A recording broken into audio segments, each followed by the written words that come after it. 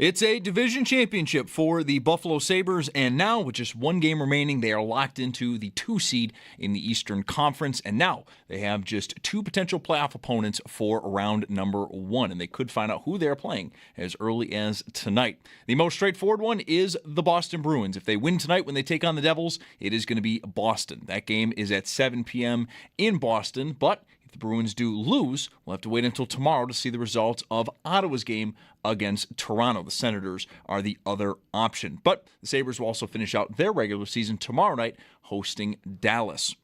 Around the rest of the league, we do know the 16 playoff teams this year, but some games to watch tonight for playoff seeding and home ice implications do include the Flyers hosting Montreal at 7, the Ducks are at Minnesota at 8, Utah hosts Winnipeg just after 9, and at 10 o'clock, the Kings are at Vancouver. In baseball, the Bisons are at Rochester. First pitch tonight is at 6:05. That game can be heard on our sister station, the Bet 1520. While in the majors, the Yankees host the Angels at 7:05. The Jays are at the Brewers at 7:40, and the Mets, they're all the way out west versus the Dodgers at 10:10. In basketball, the play-in games do start tonight. Charlotte hosts the Heat at 7:30. Portland is at Phoenix at 10. And both those are going to be Amazon Prime exclusives. And then join Schopp and the Bulldog for the annual pre-draft special Thursday, April 16th from 4 p.m. to 6:30 p.m. It is streaming live on YouTube. Get the latest on who is being mocked where here from the insiders and guest appearances from Jeremy White, Joe DiBiase, Nate Geary, and Sal Capaccio. It is brought to you by your Upstate Honda dealers. For great deals, visit your local Upstate Honda dealer today. That's your Paddock Chevrolet Sports Update. Paddock Chevrolet with you for the extra mile since 1935. I'm Zach Jones for Western York's Voice of the Fan, WGR.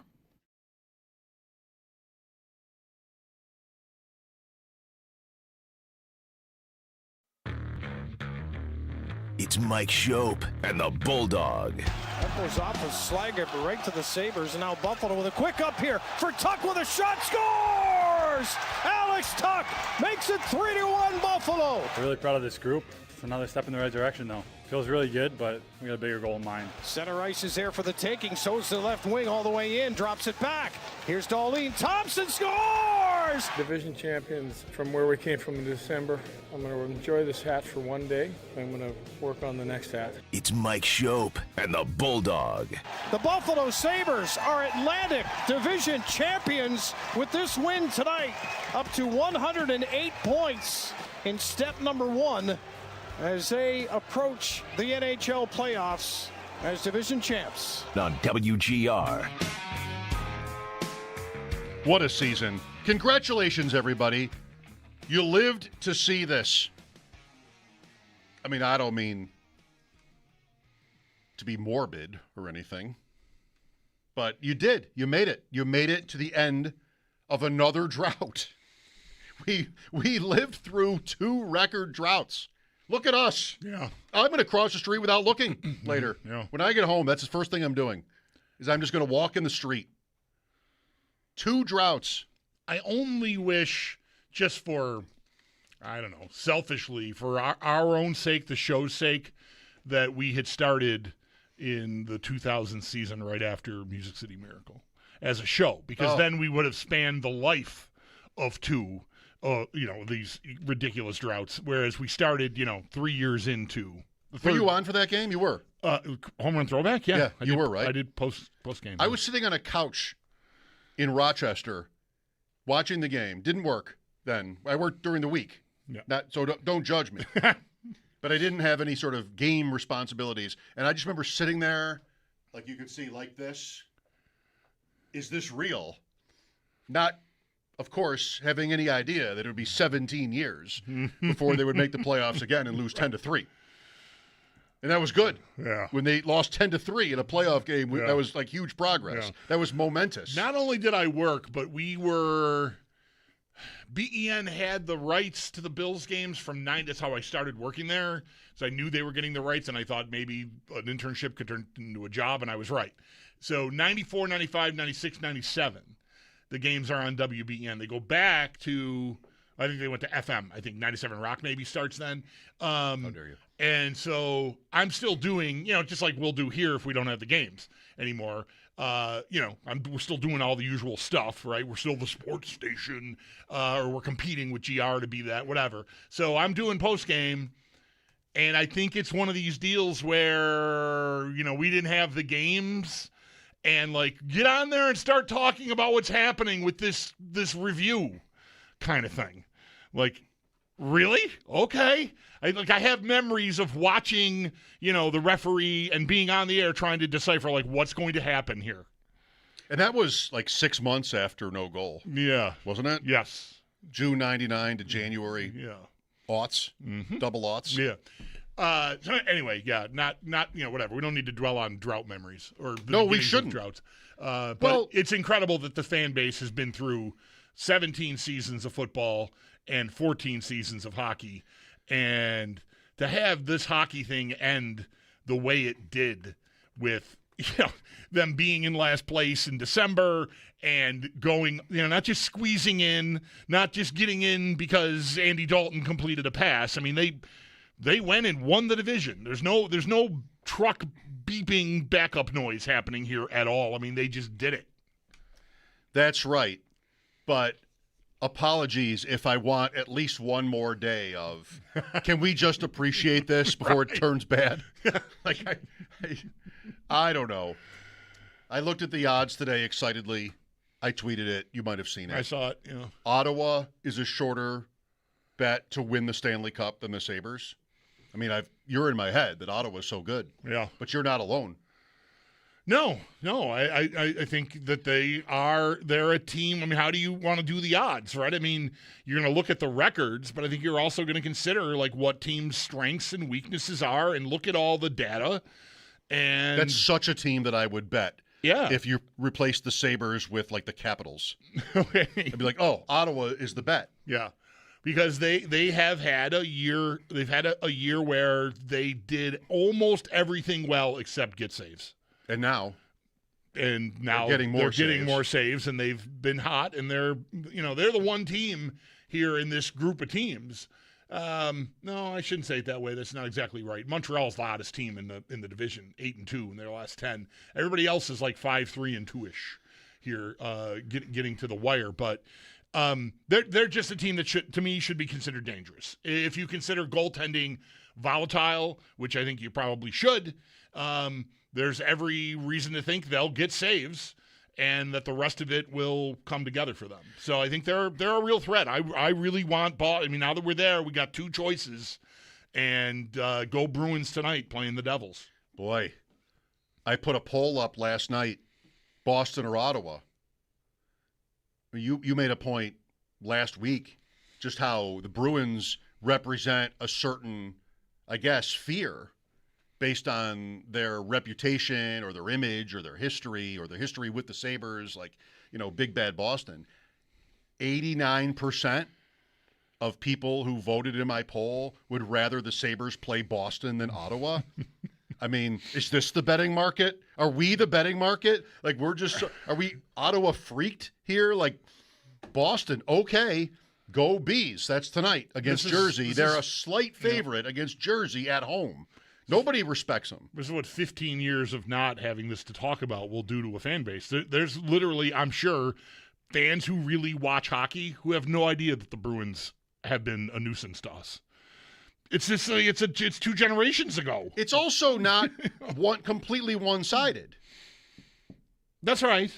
93, 99. Yep. I mean, the Sabres have playoff series wins Yep. against Boston. 93 is famous to us. 2010, I mean, who could expect to be able to handle Miro Shatan in a playoff series? So we lost. Well, anybody who wants to jump in, it's a day for celebration. The playoffs will be here by the weekend, and we'll have that.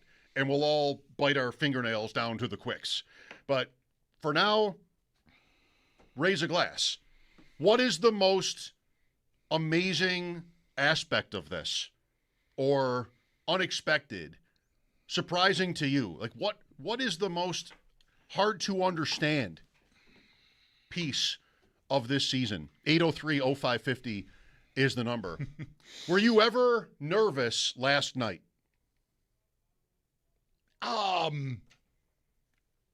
No. I might have had a moment where I just thought, I don't want to deal with you guys losing this game. but like more of like for just right now, like what talking today would feel like, oh, whatever. No, I really wasn't worried. It might have created a greater sense of urgency about Wednesday, and it's awfully nice to have the opportunity to, I don't know if we'll argue about or debate or whatever, like what to do with the lineup. I mean, I don't really care what they do. I just rest as many guys as you can is my advice. You mean tomorrow? Tomorrow, yeah. Oh, call up, whatever you got to do. I meant to look. I didn't look. I don't know what Rochester's schedule is like. Like, I don't want to, wreak havoc on them. They're in a, playoff chase of their own. It's one night. But still, I would call up. One thought I had was, it's a nice touch here. I know, the dad's a friend of mine. I don't really know the kid, but like Kuntar got one game in Seattle. Get him up here and play a game at home. Really? Like, what the hell? If it's if the roster is, you can just take anybody you want. I don't know what kind of cap room they got. Just get some guys in and just get through tomorrow night. They're off this week until Friday. So I mean, cap room, logistics, like shouldn't be a big deal. I don't know if there's 3-4 guys like that you can call up and put in the lineup. I mean, Paul was talking last night about not even having Luukkonen dress tomorrow. Get Levi up here, let him shoot. I don't know. Probably don't want to dance on Ellis, so like let Ellis play, but let Levi come up and dress. So I'm filling out an AHL as much of an AHL lineup as I can tomorrow night. I think that wouldn't even happen in the drought years. No, that's right. It's ironic in that way. I think the whole thing is just so incredible that it happened. There's always someone out there in the midst of these seasons, and I'm sure that somebody like this was out there in late November, early December. The Blues did that. The Blues did this a couple years ago. Whatever. Somebody's always there to remind you, but that's what it takes. It takes a turnaround that you think is really unfathomable, and like here we are. So there's all kinds of moments and like favorite parts or most unexpected. I think there has been, in my opinion, nothing more unexpected about them this season than Matias Samuelson. Okay. Good start. I think he is singularly an incredible story. Like if he had just stabilized his game and became a reliable top 4 D-man on a team that was scratching and clawing to get to the playoffs, he might be the story of their season. But they're so good, and they've got other guys that mean more, to both ends of the ice and all that. But Samuelson giving them really his breaking through the way he did this year and becoming, again, a reliable top pair partner for Dahlin kept you from having your season derailed by the Michael Kesselring trade that didn't work out because of health or play style or whatever. Like the plan was Dahlin and Byram, Power and Kesselring, Samuelson, I guess, third pair. Like that, at least for me, going into the year, because I just did not trust Samuelson to be a top line player anymore. Or the Sabres' 4th ever best sniper. Right. So it's Martin, Ray Shepard, Samuelson. And it's not just that he suddenly produced points, because I don't know how sticky that's going to be moving forward. Yeah. I don't know that I want to count on him for 40 or 50, whatever. No. Okay, but if he can remain the defender he's become, and even, he moves around the ice better than I think. I don't know if he's talked about what he worked on, but his whole game from top to bottom just improved in every positive way possible. He was pillared for not being a big physical presence, quintessentially when Thompson got leveled against the New Jersey Devils last February. And Samuelson was on the ice and seemingly utterly clueless. I dragged him over that. Lots of fans did endlessly, to the point where you thought he was – when Kevin Adams, refused to consider the idea of buying him out, I thought it was bad form on the GM to not realize how unpopular this player had become. That's where Matias Samuelson's reputation was at. Not just with me, with the fan base, I think, at large.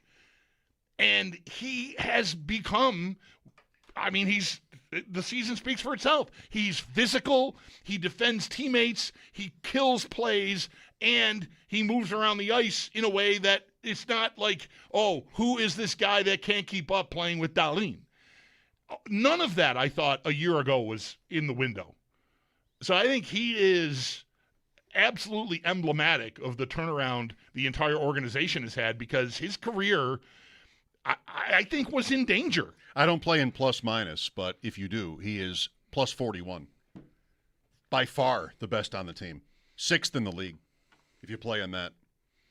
Well, I can't beat that answer yet. Let's talk to some fans. 803-0550. Today should be really fun. Travis Yoast at 4, like I tweeted, and I texted Travis. This doesn't feel complete unless he's on. Have we talked to Travis maybe 50 times? All since the Sabres have last been in the playoffs. I mean, all after that. Right. So we should have Travis if he had time, and he does. We'll talk to Ross Tucker today about Samuelson and whether Zach Benson should be a Hart candidate. And then also Sal will join us at 6. No game tonight. Let's go to Mark here. Hi, Mark.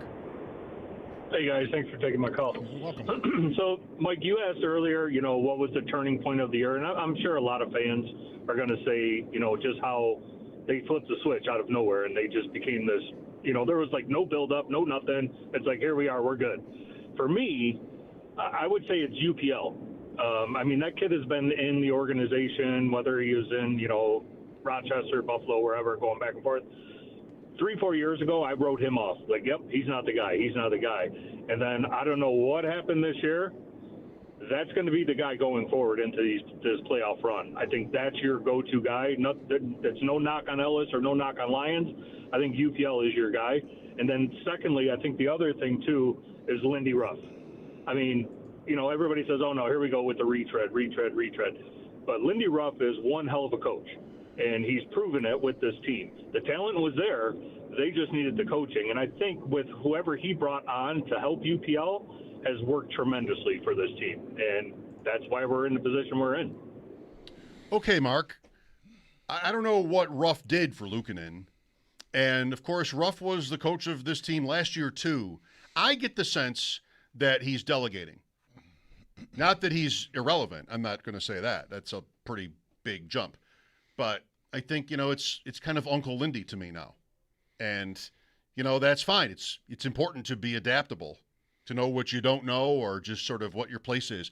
You have Seth Appert doing most of the talking whenever you see a timeout or anything like that. But no credit taken away from Ruff.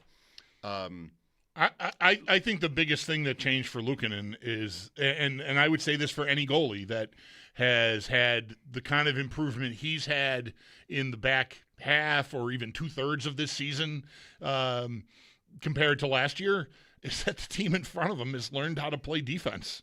That is going to help any goalie. So that's not to take credit away from Luukkonen, but and I don't know specifically. I don't believe there's any. I think Michael Bales is still the goalie coach. I can't speak to what Luukkonen may or may not have done that would have been different this offseason than any other. So perhaps there's something lying within that. But I think mostly this team plays a style that is way more goalie friendly than they were any of the last, pick a year. It goes back a while. I would say that. So team defense element, 1. 2, luck. 2 years ago he was really good. Actually, it's not like he's never been on a roll. So there's that. And then I think, confidence, right? He's at the helm of a team that has really been rolling. And in the last 3 weeks, he's sort of taken charge there. And I think if it's okay to say it, you watch him and he's all over it. He's way out, all these blocker saves and just the glove, getting to the post. Who was it last night? Somebody had a look on him and he was there early and made the save. He plays like a guy. I think we've seen him overdo it and get lost. But maybe that's not necessarily a bad sign. It might come from feeling like I know where the puck is going here and I want to be there, and then maybe he gets sort of caught up. But lately, when he's good, he's there. You almost are surprised that he's in position for a save on certain plays. So I think it's a combination of things, like most things. But he definitely is important. And you got to hope that the bounces go the right way here in the coming weeks and months, if it ends up being months, because goaltending is very fickle. And if he gets Ullmark or Swayman, that's who he'll get. Right, one of the two. And those are two top, maybe second-tier goalies in the league, if not top-tier goalies in the league. I don't think I could say top-tier. They were a top-tier tandem in Boston together, and then Ullmark left and went to Ottawa, and it's been pretty bumpy for him, himself. He's had a rough year, but that's the thing where the series is going to be set by tomorrow night, if not by tonight, and people are going to have, boxes to check, and we're going to lose goaltending every time. Unless, you look at Ullmark this year. Yeah, and his playoff history, which is not good. All right, well, I don't need that, but some people will want that. That's right. Will you? What do you think of Ullmark right now? I don't know that I'd be comfortable saying Ottawa's got an advantage in goal. Okay. I think Boston absolutely does. Okay. With Swayman. I don't think there's any, in my opinion, no question there. How the Bruins beat the Sabres starts with Swayman. Yes, I believe so. Maybe not same for Ottawa. Right. All right. Thanks, Mark. Let's go to Dave here. Hi, Dave. Hey, guys. I'm going to tell you a quick story, and when I'm done, you can thank me. I've been a season ticket holder since 1971. I held the tickets until a combination of Golisano and the lockout caused me to drop my tickets in 2005. As you might recall, I then had to watch from my living room as the Sabres went to the conference finals.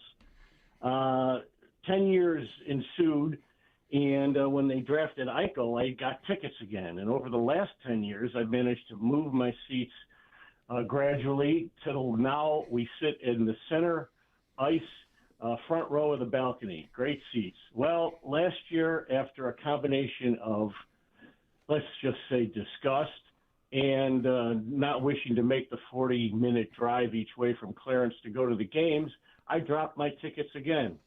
So clearly, you can thank me. You are, yeah. Because I told the boys when I dropped them, I said, hey, in 2005, they went to the conference finals. This time, I think we're going to win the cup.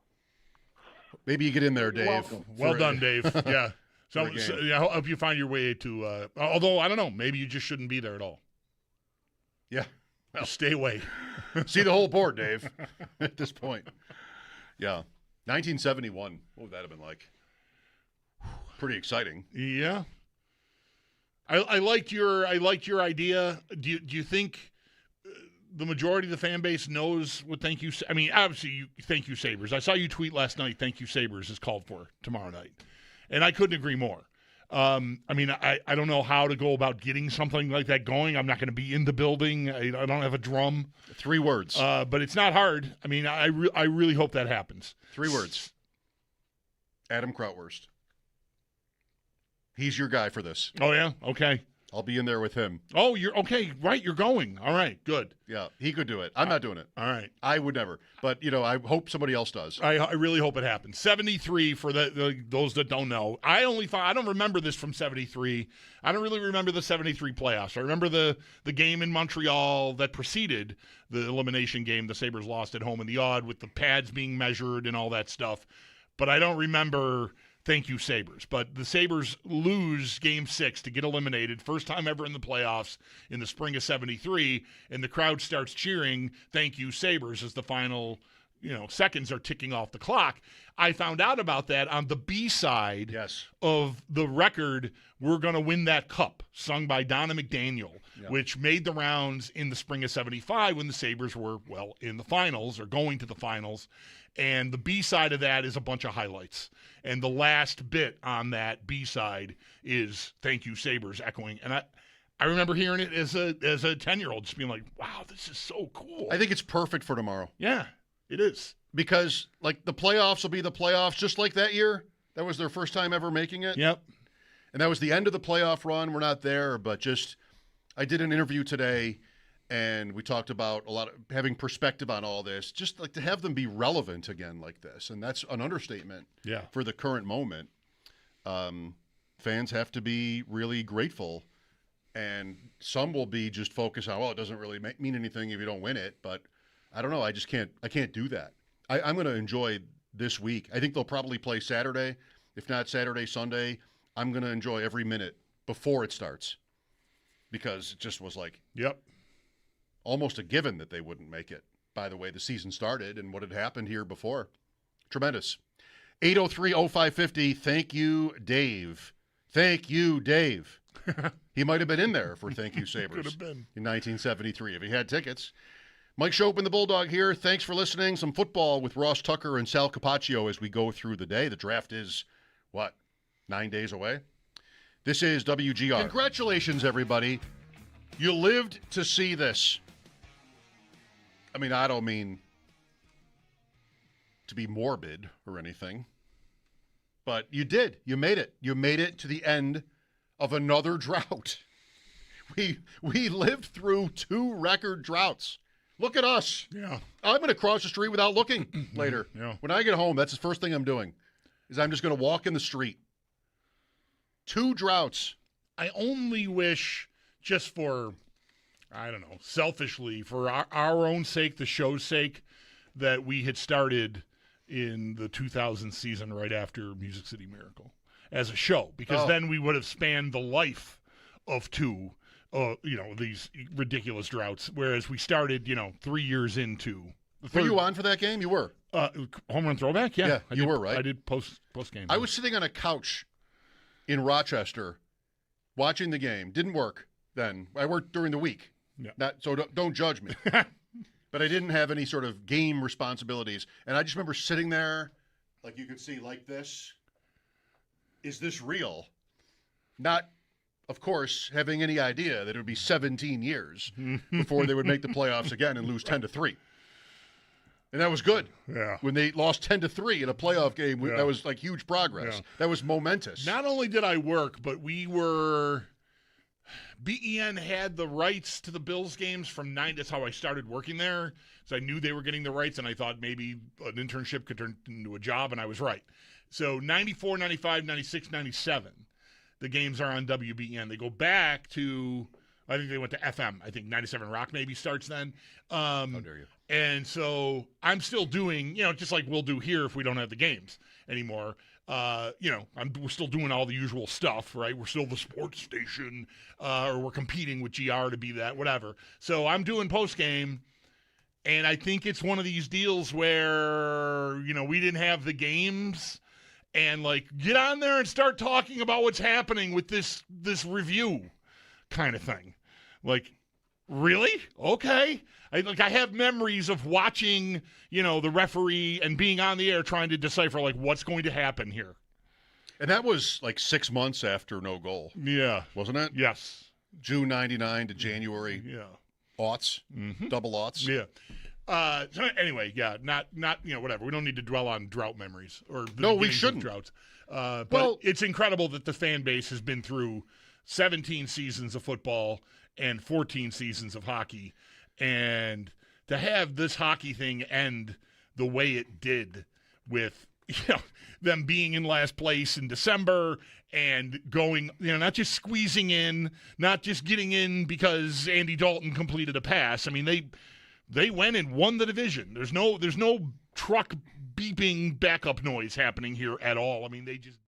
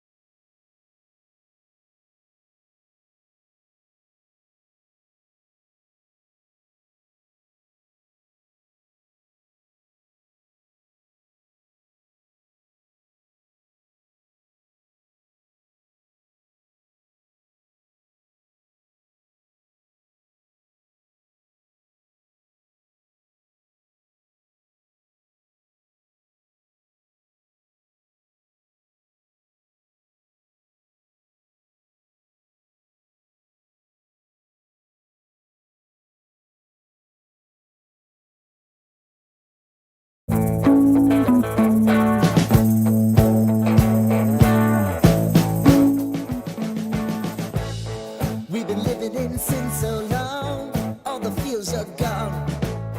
Fella stopped me on the street last night, said everything's alright. Roller coaster, make it through the day upright. It seems your meal ticket is gone, but life goes on. I could never imagine something better. Yeah, right. Now you're cooking on high heat in the middle of the street. The season has been a total team effort. You know, we've got a guy that blocked a shot there laying on the ice, and he's almost stacking his legs trying to block another shot while he's trying to get off the ice. And it's been that willingness to do whatever you do and whatever you can to win a hockey game. Lindy Ruff. How about this? How about that Lindy Ruff is here for this? The coach of this. That's wild. Yeah, it's a really nice piece of this, and certainly offsets the way it started. Like I know when he got hired, and certainly through last season and the beginning of this season, and I've said this, I think the day that we found out he was coming back to coach the team 2 summers ago, like, just don't wreck his reputation. Like, I don't want your stink to get on him. Don't ruin this. Like, he's, was a beloved player, coach, figure within franchise history. And sure, he left. It didn't end well. It never does. Coaches usually don't retire as champions, in that moment. So, they hit the skids and he was dismissed and went on to coach other places. But still, like, he was always this sort of really, it's a smile-inducing thought thinking about Lindy Ruff and the Sabres.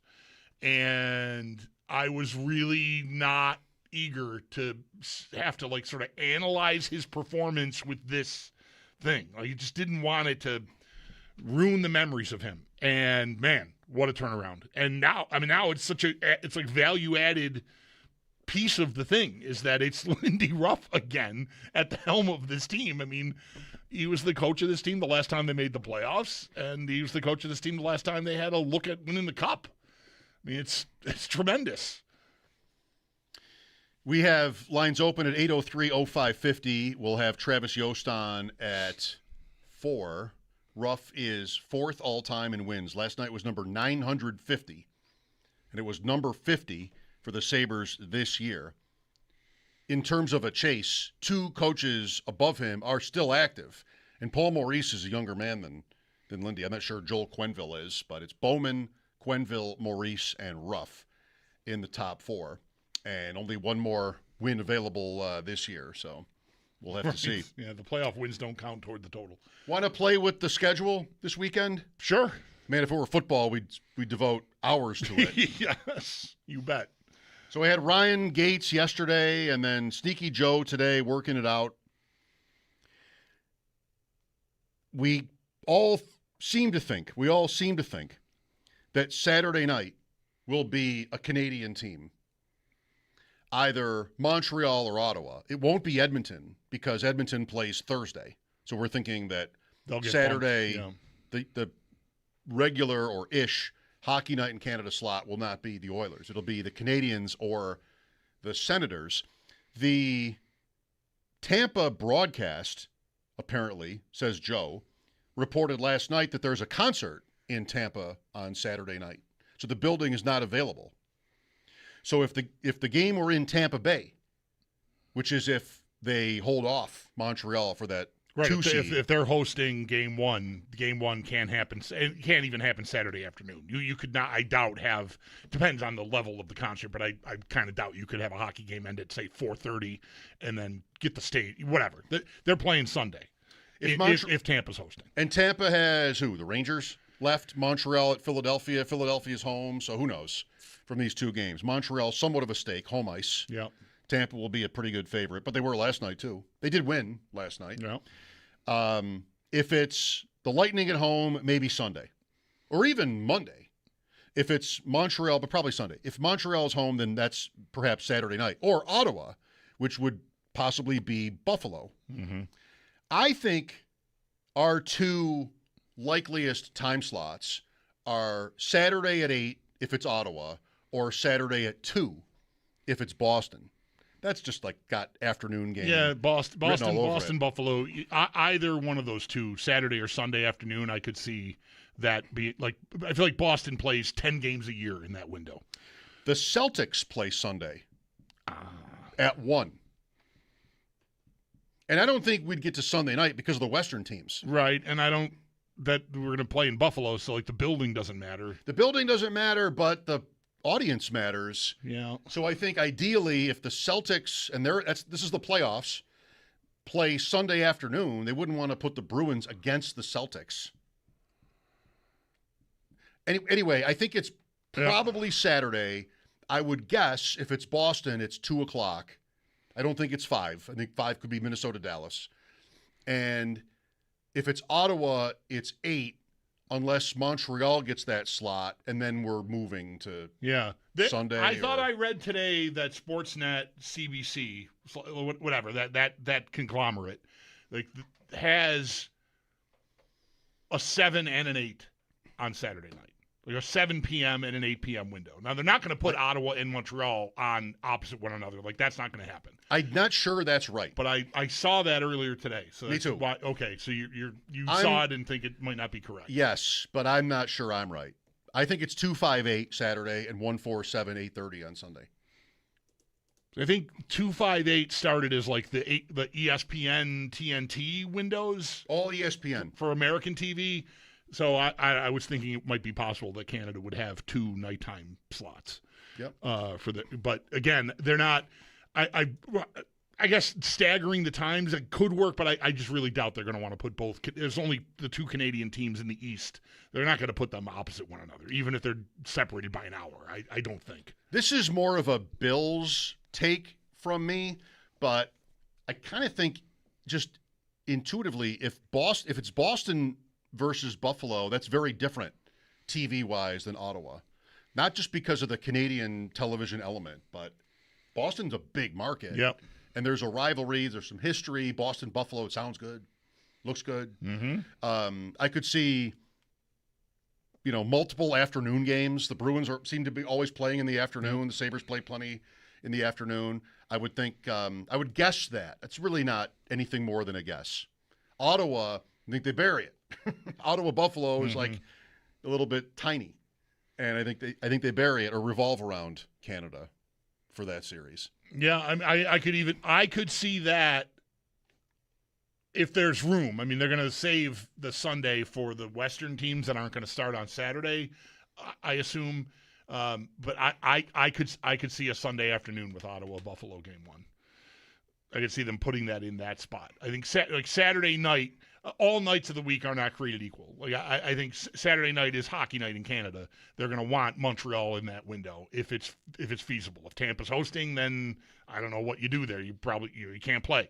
Ottawa is not, and Sunday's not quite the same. I don't know. I could see Sunday afternoon for Buffalo, Ottawa, but I definitely hear you on Boston, Buffalo Saturday afternoon. Like that just. I mean, Boston has played so many of these afternoons since we started caring about these games. It feels like they've had a handful of games on that Saturday afternoon window on ABC. So be ready to go Saturday afternoon, 2:00. Yeah, everybody. I think or Sunday. Have you read anyone saying with any definitively in any way when we will know? Like, does it have to wait until the whole pool is set, all the seeds are locked in, everything's all done? No, I think it's tomorrow. Okay.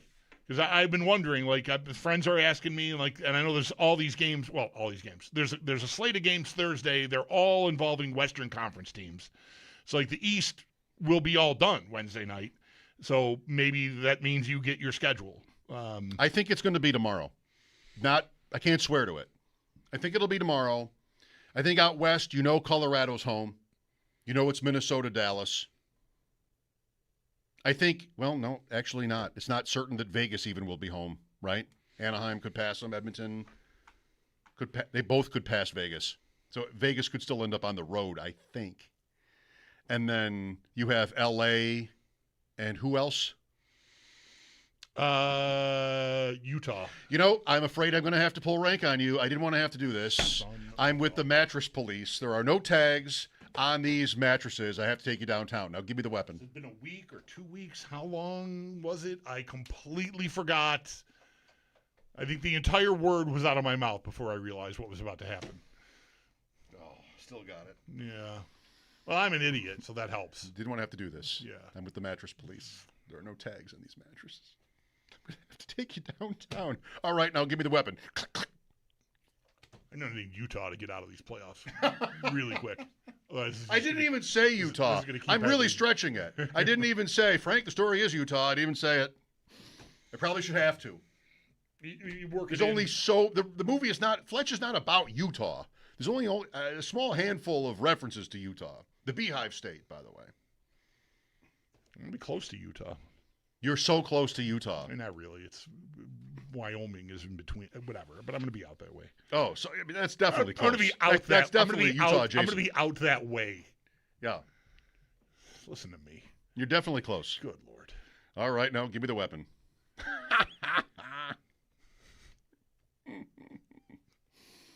You know, when I felt good last night, I asked you if you were ever nervous. I mean, the first period was pretty gross, but 1-1 felt really good. And then the second period started like, they're not losing this game. Mm-hmm. This is just like, they're all over them. Right. They're not losing this game. But I was worried for Chicago during the anthem. What a, it's not a disgrace. What a disappointment. So you're a Blackhawks fan, and your team is terrible, and it's game 81. You're almost through it. Mm-hmm. You have no energy or enthusiasm for this game at all. But you know how it works. You're supposed to cheer through the anthem. Nobody does. They're showing the crowd. One guy's like... It didn't seem very ferocious. They showed a group of people. Most of them are just standing there. Here's Jim Corneliuson just pouring his absolute guts into the anthem. Ounce of energy he's got. This is going to be great. Yep. And you wouldn't have known it was anything. Like, oh, is that it? Really? You're telling me there's a thing where It's Chicago fans... Yeah. I didn't know that. I don't hear a peep. It didn't come across last night at all. Yeah. No, and Dan Dunleavy said, oh, this is really special. I'm like, I didn't even hear anything. You showed camera shots of people standing still. Yeah. I didn't get the sense that it was really that good. I went right to YouTube because I was sort of touting it too. I'm like, this is Chicago. I forgot. This is awesome. And found the All-Star game. Right. 91. Folks were motivated. I mean, signs of it was the Gulf War and just the All-Star game. Chicago Stadium. One of my great highlights as a sports fan was getting there for a playoff game. That was such a great time. But yeah, I mean, okay, this is dead. This is officially dead. Watching the anthem and nobody's doing anything. Like they don't know. The fans there didn't seem to know that was. Well, there were a lot of Sabres fans in the building. I mean, if I'm a Sabres fan, I'm ready for it. I'm hyped. I would know that. I would be ready to cheer the whole anthem. Right. But it was such a dud. Travis Yoast coming up at 4. Mike Schopp and the Bulldog, WGR.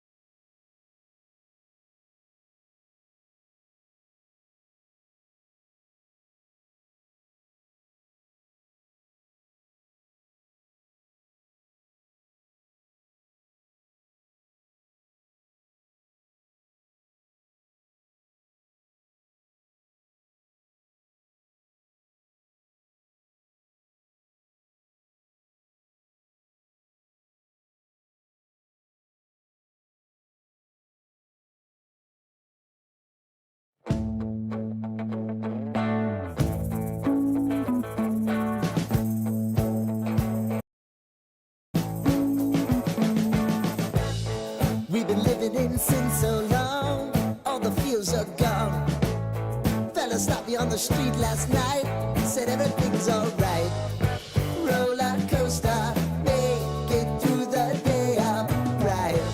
It seems your meal ticket is gone, but life goes on. I could never imagine something better. Yeah, right.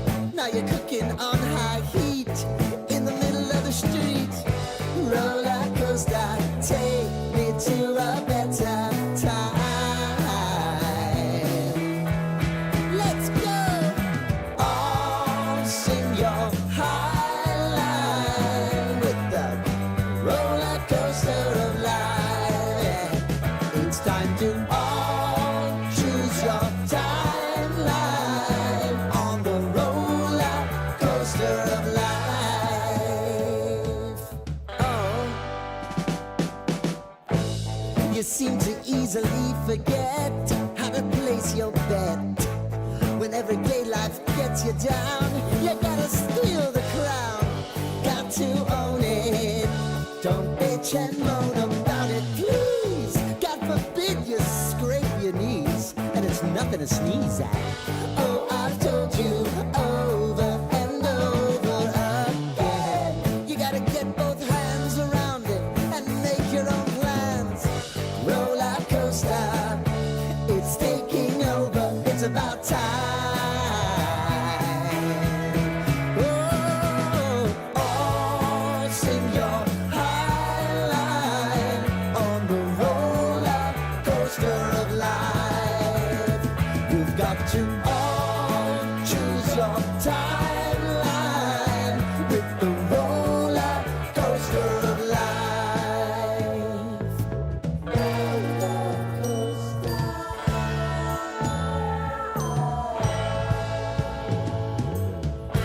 I want to go down the rabbit hole, down the rabbit hole of life.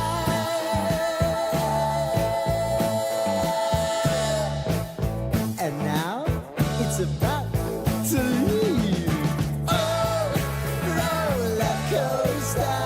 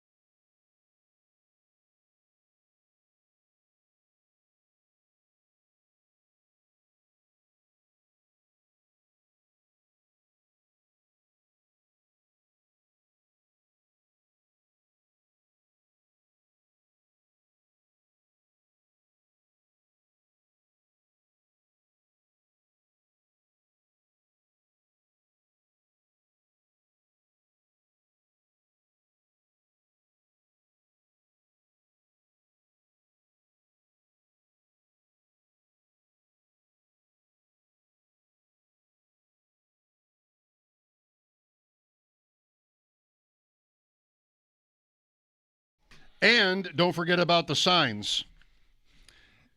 WGR is your home for every moment of the Sabres run. Grab your Let's Go Buffalo playoff sign at Lenco Supplies, featuring incredible discounts going on now. These are they, for those of you watching. Bulldog's holding one. Is it heavy? It's a nice stock of paper. Oh, it's Look hard. at us. It's going to hold up to, I think, getting carried around. Like it's good. What do you want to do with it? Tape it to a window? Thumbtacks? Can I wrap it around my head like a crown? It's going to fit. Make it into a crown? I got the headphones. So many choices. The headphones are Too many. Making it tough. Lenco Supplies has these. Also, get there with Liberty Cab. Your ride on time every time. Did you see the Joe Biscaglia Athletic I did. Tweet about his sit-down with Brandon Beane? Yes, I read the piece. Yes. Hi, Joe. What's up, Joe? Early happy birthday to Joe. Good work out there, Joe. November 6th. Early. Joe's birthday. Early. Day before you and Brad. Why wait? Okay. Me and Brad. Yes. That's right. This quote, and I don't know if Joe, I didn't want to tweet about it because I didn't want it to sort of seem like I was tweaking Joe because I wouldn't want to do that. This quote from Brandon Beane on Coleman is incredible. Like the pull quote, we would call that in my day at the DNC. This is Brandon Beane on Coleman, and this is the quote that's showcased, featured. Right. Listen, he has to go do it, but I think we feel confident that the maturity level is heading where it needs to. How many different conditions do we have here?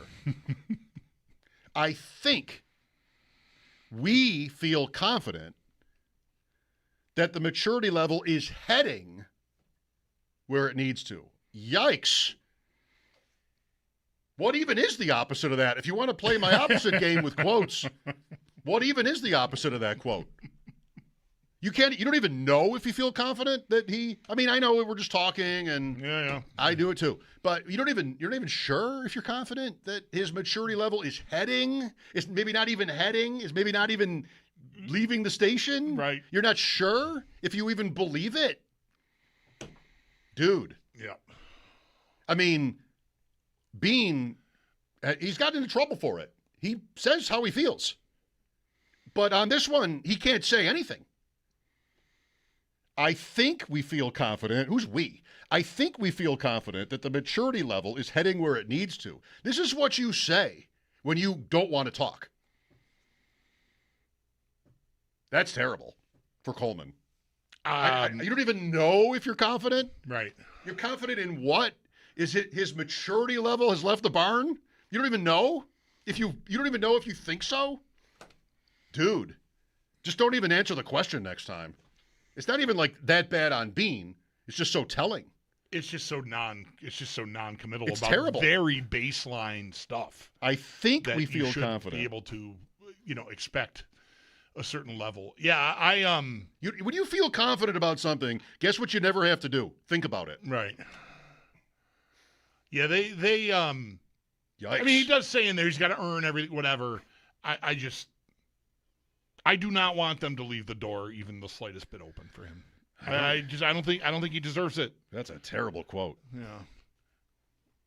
I really hope that they find their way to either divesting themselves of 26 and getting extra picks so that they can get a receiver before Friday's over, or doing something early because I can't count on him.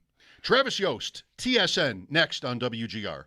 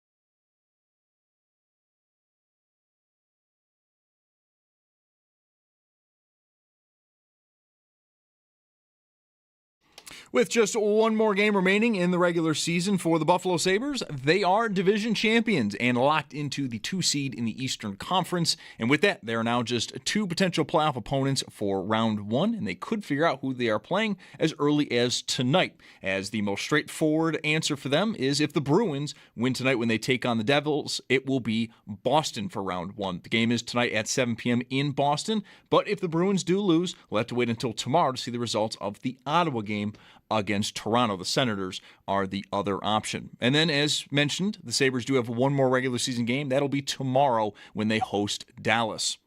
Around the rest of the league, we actually do already know the 16 playoff teams this year, but some games to watch tonight for playoff seeding and home ice include Flyers hosting Montreal at 7, the Ducks are in Minnesota at 8, Utah hosts Winnipeg just after 9, and the Kings are at Vancouver at 10. Over in baseball, the Bisons are at Rochester. First pitch for that game is at 6:05. That game can be heard on our sister station, the Bet 1520. In the majors, Yankees host the Angels at 7:05. The Jays are at the Brewers at 7:40. And the Mets, they are out west versus the Dodgers. That game will start at 10:10. And in basketball, the playing games do start tonight. Charlotte hosts the Heat at 7:30, while Portland is at Phoenix at 10. For TV purposes, both of those games will be over on Amazon Prime. And join Schopp and the Bulldog for the annual pre-draft special Thursday, April 16th from 4 p.m. to 6:30 p.m. Streaming live on YouTube. You can get the latest on who is being mocked where, hear from the insiders, and guest appearances from Jeremy White, Joe DiBiase, Nate Geary, and Sal Capaccio. It's brought to you by your Upstate Honda dealers. For great deals, visit your local Upstate Honda dealer today. That's your Paddock Chevrolet Sports Update. Paddock Chevrolet with you for the extra mile since 1935. I'm Zach Jones for Western New York's Voice of the Fan, WGR.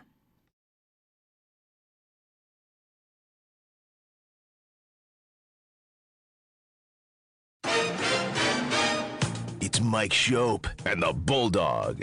They have this Panther sound effect that is just the cheesiest, stupidest sounding thing. Big voice guy going, Panther goal scored by Sam Reinhart. Where'd you get that thing? I trapped it. Been keeping it in my bathroom at the motel, feeding it old pizza. It's Mike Schopp. If you're calm, that wondrous big cat will be calm too. But if you're scared, that beautiful death machine will do what God made it to do. Namely, eat you with a smile on its face. And the Bulldog. On WGR, Sports Radio 550. I guess I have to admit I have Travis Yoast in mind, and he's our next guest. 5th place in the Sabres division, the Atlantic Division, will finish with no fewer than 97 points. First place in the Pacific, no more than 95. To think that Detroit missed at 92, they could still get to 94 on a 10-year drought. We'd hate life if that happened to us. It almost did a couple years ago. Yep. And then the 2 teams at the bottom are none other than the 2-time defending Stanley Cup champs and the Leafs, who, say what you want, have been in the playoffs every year. Won the division for last a long year. Time. First place last year with 108 or 106. Wow, what a season. And I'm not being cute or trite when I say, for me anyway, all of this would not feel complete without having a chance to talk to Travis Yoast of TSN, because Travis has been such a stalwart for us for years, talking about what the Sabres aren't good at. It's just like it's like Aaron Schatz's Bulldog in the Bills drought. Aaron's like, I would love the Sabres to be good, love the fans, but bad news, everybody. They don't have it. So here we are, Travis. They actually did it. We can finally have a conversation about a Sabres team headed for the playoffs. How about that? Super exciting. Great week. By the way, not something myself or my parents say very often. Great week for Trav Yoast, though. It's the playoff format, the Sabres getting through. We're running on all cylinders right now. Everything's coming up, Travis. Yeah, so everything for now until tomorrow. The format, yeah, I mean, it was Dallas, Minnesota in the window for a long time, but the Atlantic Division it got there. What do you know or can you offer about just how serious the division the Sabres are in is this year, historically? Yeah, it's fantastic. It really is. You know, one thing that I find interesting, and I promise I will not make this a playoff format bashing session, but, like, you know, everyone's been dancing around, the format's bad because look at the Central. I mean, Dallas and Minnesota were written. I wrote an article in December that Dallas and Minnesota were going to play each other in the playoffs because it was inevitable already mathematically. And that's exactly what happened. And quite frankly, the only difference between the Atlantic and the Central was you had a triumvirate between Buffalo, Montreal, Tampa Bay, everyone jockeying. So you really didn't know who was going to take the division, who was going to be in that 2-3.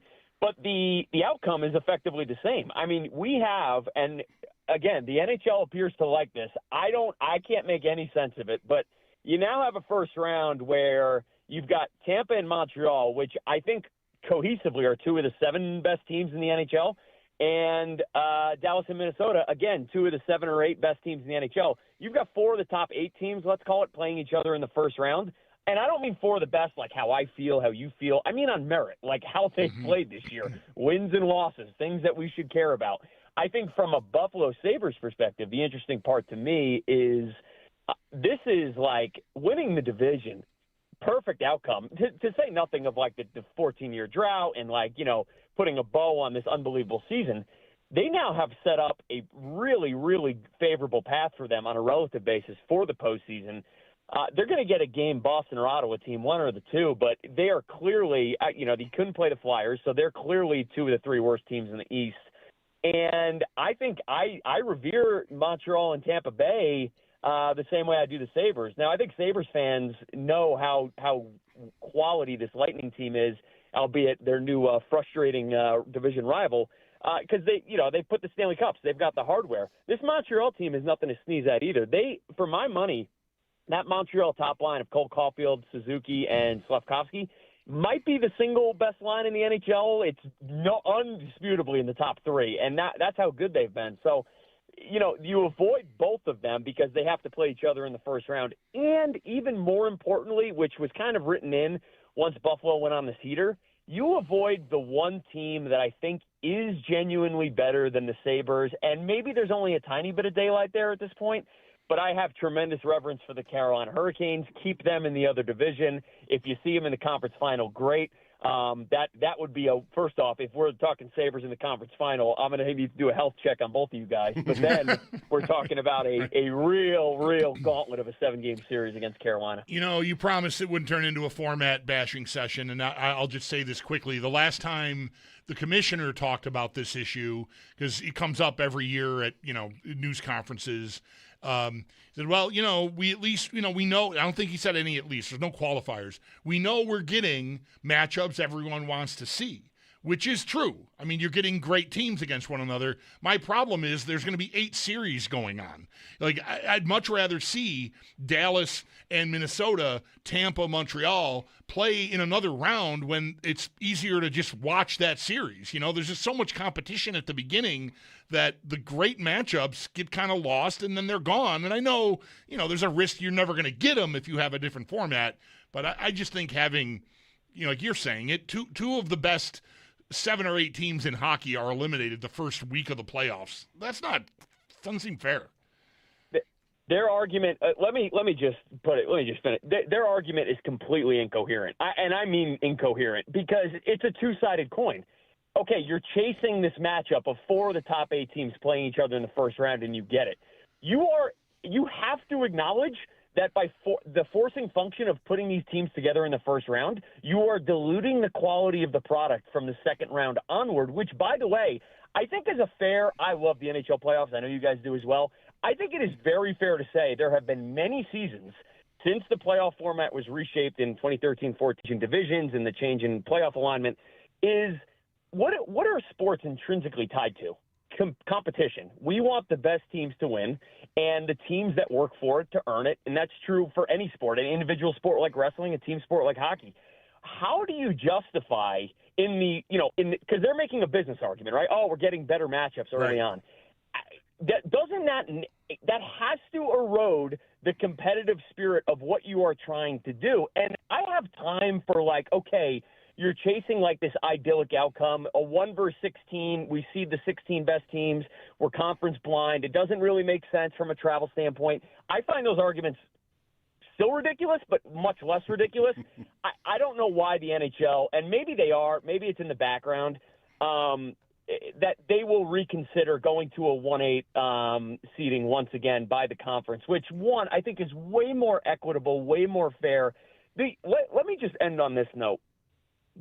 Of all of the things that have happened this year, and I talked about it this morning a little bit, the Kings are 30th in regulation wins this year with a negative 19 goal differential, and they are getting in at the cost of a team like Detroit, which I'm not going to sit here and tell you the Red Wings are a great team, but when I'm making a relative comparison between the two, unequivocally the Red Wings are better than the Kings on merit this year, and yet we're putting the Kings in. And by the way, you can replicate this argument 1,000 ways over, but I think they are forcing a bad product. And by the way, like your other point too, I've written about this every year because this format requires that you have basically a complete and perfect talent balance at now the division level. Forget the conference. It has to be at the division level because the 2 versus 3 is forced. There has been, I think, one season where there has been equitable talent balance across the 4 divisions. Every year since they have reshaped this, there has been crazy imbalance. This year might be the worst one yet. And now you've got teams like the Kings who have clinched with 22 regulation wins, 2 short of the Toronto Maple Leafs, by the way. Wow, 2 short of the Leafs. Great kicker. If you went 1-16, there'd be 4 Western teams in the playoffs. And by the way, like I think if you said, "Hey, Trav, like even let's set aside like on both on merit, but also how you feel about these teams," I think you're putting in 5 Western teams, and that would include the 3 Central. I think Utah and I think Vegas. And even those are a little bit squishy. I'm kind of stretching a little bit, and I could stretch one more and say, well, Edmonton, with Draisaitl, they're clearly one of the 16 best teams. Yeah, but they didn't have them half the year. They are what they are. So, in a 1 versus 16, I think you get 12 or 13 East teams, and you got to reset the schedules, of course. But 12 or 13, maybe 11 or 12 East teams and 4 or 5 West teams at this point. Right. Anaheim in 8-0 in shootouts. Congrats. Travis Yoast on the Western Hotline from TSN. Travis, short question, big answer. How did the Sabres do this? They leaned into a strength that they had developed for the last couple of seasons, which is I go back to some of our off-season chats. The Sabres have not been a bad team at 5-on-5 for several seasons now. They have had tremendously terrible goaltending backstopping the 5-on-5, but expected goal rates, their ability to play with pace of play, developing these young prospects into real players. The thing that makes me super bullish about this Sabres team, and it dates, you go back to this past offseason, I caught a lot of flack from Sabres haters, around the league. When I said they had one of the 5 or 6 best D-cores in the league, it was like, are you talking about the Sabres? They're 28th in goals against every year. How is this possible? And it's like, you guys are mistaking goaltending for blue line talent. And these are 2 completely independent components of a roster. What they kept was we could still play with pace of play, and we could still take the game to the opposition. And, by the way, we were successful developing these prospects into players. But the backstopping mechanism and why they are where they are right now is they finally got the goaltending. And I remember distinctly, and I have to give Bulldog credit for this, he kind of put, when we were talking in the season preview, I was like, I think this is a playoff team. But the 900-pound elephant in the room is, are they going to get any goaltending? They got a couple journeymen in here. Is Luukkonen an upside potential candidate? And I distinctly remember Bulldog asked me, what about Alex Lyon? And I'm like, well, he's a journeyman. He's been around the league. He's had good stretches. He's had poor stretches like most every other journeyman in the league. You're going to get an average goalie, but maybe he gets hot and plays well for a 30 or 40-game stretch. And, credit to him, but, also credit to the Sabres organization. They got that. So when you marry up league average goaltending with a team that can take it to you 5-on-5, that's a playoff team, and in some cases, that's a division-winning team. Travis, to open our show today, we were just sort of taking stock and what happened here? Sort of the same question Mike just asked you a moment ago. And as a part of that decor, Samuelson, to me, really stands out because his reputation was in the gutter last year. He was at the flashpoint of the Thompson getting headhunted against New Jersey and didn't react, and he just was getting dragged mercilessly in the offseason. This season shows up, and it's so much so that, Kesselring was supposed to go with Power and Dahlin and Byram, and, Samuelson's on our third pair with, your name here. We didn't really know what we're doing, and lo and behold, not only has he become like a stable partner for largely Dahlin on their top pair, or certainly in their top four, he's produced points at a level that he hasn't done since he was playing probably midget hockey or even younger, maybe Bantams. You liked the decor in theory going into the year? What did Samuelson's part in that look like back in September to you? Do you remember? So I could not have imagined how good Samuelson would have been this year. I'd be lying if I said otherwise. But I'll say two things. One, it is a true credit and testament to the organization when you can effectively turn around a player like this. And Samuelson, as a counterpart to Dahlin, like, to me, and we've talked about this for, it feels like a decade plus, guys, like, elite defensemen. I mean elite. I'm talking the top cut, Cal McCarr, Adam Fox, Rasmus Dahlin. They, as long as you don't give them an absolute slug to play with, they're going to elevate their partner because they're handling so much of the heavy lifting. In Dahlin's case, a lot of exits, a lot of transition game. And Samuelson kind of falls into his niche. And the best example, at least the one that immediately comes to my mind, where you talk about, like, one, the impact an elite player like Dahlin can have, but also the impact like a balanced player who can play both ways, who's a bigger body, who knows his role within that pairing, is go back about 14 years ago. And I remember watching Erik Karlsson in Ottawa play with Philippe Kuba. That's a throwback name. And it was like, wow, this pairing is good. And I'm like, this pairing is good for literally only one reason. Erik Erik Karlsson. A year later, they go out and get Mark Mathot. And Mark Mathot was the classic, I'm going to play smart defensively. I'm not going to gamble. I'm going to let 65 go helter-skelter all over the ice. And when he makes those three critical mistakes a game, which he's going to because we expect him to play ultra-aggressively, I'm going to be there to clean up the mess. And in many respects, I actually see that Samuelson kind of found his niche on that pairing, right? Dahlin is the rising tide that's lifting the boat here. But one piece of credit that I have to give to Samuelson, and I think the numbers, to your point, to both your points, staggering. Like, if you're not a Sabres fan, it hits you in the face. Taage Thompson on the year at even strength, -1 goal differential. Maybe their best forward in the lineup, right? Rasmus Dahlin, who had an unbelievable season, shortlisted for several awards, not the least of which some of the trauma that he went through in the early part of the season. +23 even strength goal differential. Samuelson was +34, which means even in those minutes in games that Dahlin was not tied to his hip, Samuelson was still an impact player, and that's where I think the coaching staff and Lindy Ruff have to get a piece of the credit. With Travis Yoast for a few more minutes, did I catch you saying earlier that Boston, Ottawa, Philadelphia are the three worst teams? Are you not on the Ottawa train? So I would say in the Eastern Conference, I think that's a clear 6, 7, 8. Okay. I do believe Pittsburgh. I will say this, because and actually I think this is a great segue into this conversation. If you're a Sabres fan, the only question you're asking right now is, all right, we've got a pretty good setup here. Who do we want, Boston or Ottawa? I think you want Boston. If you look at the regular season numbers, the Bruins were marginally better than the Senators. Quite frankly, the Venn diagrams intersect. They're like perfectly overlaid. They feel like the same team from a results standpoint. But Ottawa did it with the absolute dead last goaltending in the NHL, whereas Boston had top 7, top 8 goaltending, Jeremy Swayman, all season long.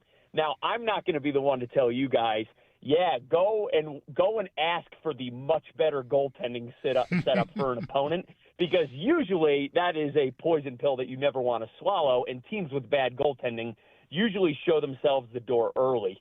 I don't know, and Omar kind of ironically, coincidentally, whatever word you want to use there, very similar mental health issues. It's impacted his play this year. They were awful in net, almost historically bad in net. But I will say this. The Ottawa lineup is decisively better than the Boston lineup. The Boston lineup is a one-line team. Ottawa can go at least 3 lines deep. And by the way, when I was so reverent and upbeat about the Sabres blue line, I had very similar comments about the Senators blue line. They get Thomas Chabot back. Sanderson's back in the lineup. I think from a talent perspective, excluding goaltending, I think Ottawa is much better than Boston. Boston is a 1 or 2 player team. But when you bring goaltending in the fold, these two teams really find their level. And the question you need to ask is, can the Senators' goaltending regress even just towards league average in the playoffs? Because if the answer to that is yes, I want Boston every day and every night in the first round.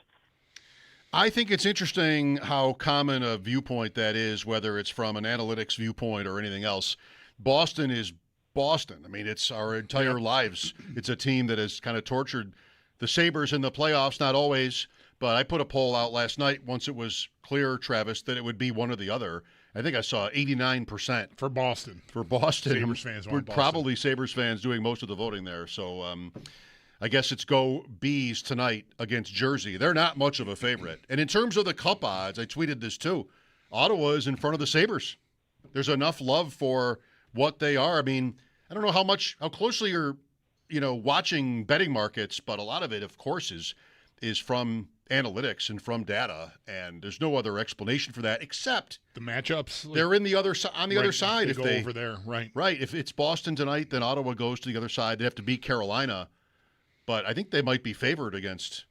I'm not sure about Pittsburgh, but Philadelphia for sure. So that's a big factor. Yeah, interesting setup. To me, I think part of the reason why you're seeing their odds drive north is Ullmark, at least, and you guys know this, he has a track record of being like this season is not reflective of him as a goalie at all. I don't care if you're the most bearish Ullmark person on the planet here. He has been absolutely dreadful, and I think there's context as to why that's been the case. If you think that he just moves to the 20th best goalie in the league, Ottawa becomes a force all of a sudden. And quite frankly, if you're a Sabres fan and you're on the fence, I would rather have Ottawa torment that Carolina team for 6 days. They play physical. They're fast. They're a slightly diluted version of what the Sabres are. And if you ask me, if I'm a Sabres fan, if the Senators have average goaltending, the Senators all of a sudden become a very scary opponent, even for the Sabres, because I think there's an argument that their second and third lines are pretty close to a wash, and I don't think that about the Sabres in most other matchups. So, I think if I'm a Sabres fan and I have my choice here, I want the Bruins winning tonight. I'm taking the Bruins head on. I'm killing that ghost as well, and I'm letting Carolina deal with Ottawa. Maybe you get an upset, maybe you don't, but I don't see Ottawa, even if they lose, that's not going to be a 4-game series. I mean, they play physical, they play fast.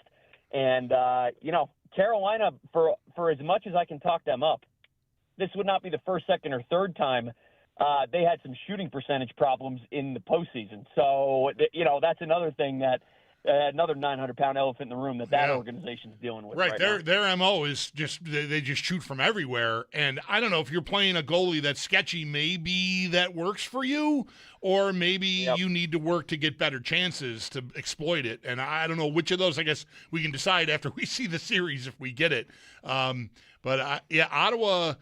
Boy, Travis, watching them, it's the last time they played is only one game. But I think all of it's there. Like they're on you with the forecheck. That negates some of Buffalo's superpower with the D and the clean breakouts and all that, just minimizing chances. I feel like they have as close to the antidote for what the Sabres want to do when they're really playing their game.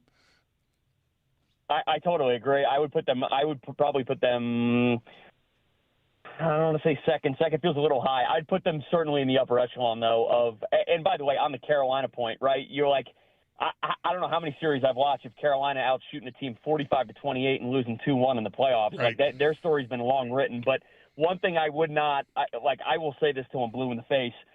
The reason why Carolina is so scary for everyone is they just always have the puck. How efficient they are is a more debatable question. I think a fair question in the playoffs. But you just don't touch the puck when you play this Carolina team, and it's. For a Buffalo team, you want to play with pace and rhythm, in control of the pace of play, and that means having the puck. And that is just the absolute in either conference. They might be on par with Colorado in terms of, you're not going to get very many chances. By the way, it's not that Carolina has the best defensive personnel in the league. They have the best defensive measures just about every year and then a great penalty kill every year because they're fast and they always maintain possession. And that's why they have been, for all their playoff failings, you could argue that they've been the preeminent regular season team the last 8-9 years, right up there with Tampa and Colorado. So, you don't want to see them until the conference final. Right. That part I'm sure about. By the way, before you go, you said something earlier. You said something this morning. Was that with us? I hate to think that I bothered you if you were already on our station once today. What? No. No. This is a throwback line, and I may have been hungover from going to that Texans game when the Texans obliterated the Bills in Houston. But I came on the next day, and we were talking about the game, and it sounded crazy even as I said it. But you asked me kind of the lay of the land between the two, and I said it was back in November. I said I was more confident that I was more optimistic about the Sabres than the Bills. And I think that was a little bit more bearishness about the Bills than it was about the Sabres. But, at that point, the Sabres already had, okay goaltending. And I'm like, this is not some, new team. We've seen the Sabres team play with this pace of play in this style for the last couple seasons. And, you throw darts, sometimes you get lucky. And that certainly was one of them. But okay. I'm going to, in the markets, they call that a market top. And it can only get down from here. I can only make a fool of myself from here. So I'm just going to end on that note, boys. Okay. I thought maybe you were on our morning show today is what I was asking. But no, hopefully I didn't ask you to come on the station for the second time in one day. Good. Well, I'm glad you did it. Thank you, Travis. Here's to the playoffs. Take care, guys. Enjoy it. Thank you. Travis Yoast of TSN. We'll look you up again in late May when we're getting ready for the finals. How's that for a plan? Next Tuesday. Right. Somewhere between then and late May. 803-0550. How did the Sabres do it? We'll get some football in with Ross Tucker at 5 and Sal Capaccio at 6. Sal's got some new schedule intel for the NFL season. Mike Schopp and the Bulldog here, back with your calls after sports. This is WGR.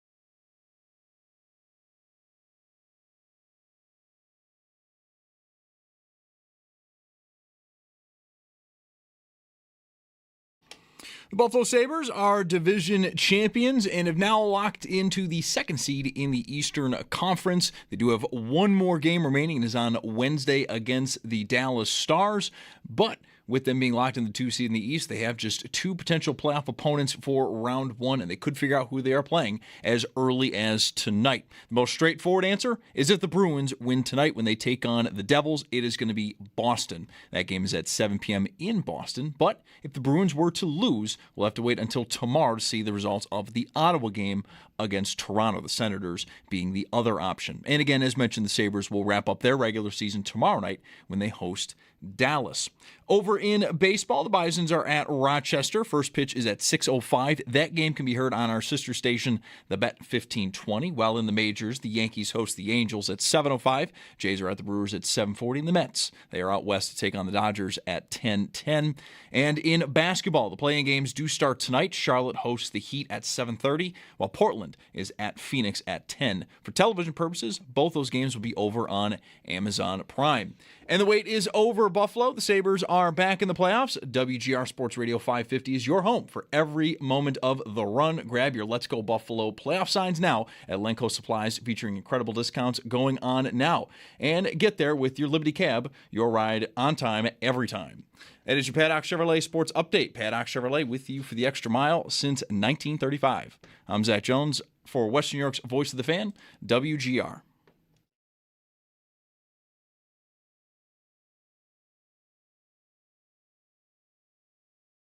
From a talent perspective, excluding goaltending, I think Ottawa is much better than Boston. Boston is a 1 or 2 player team.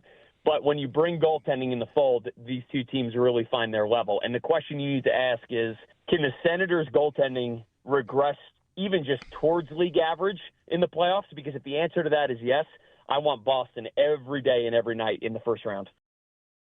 Travis Yoast, Mike Schopp and the Bulldog, the Sabres, and the fans celebrating an extremely unlikely division title.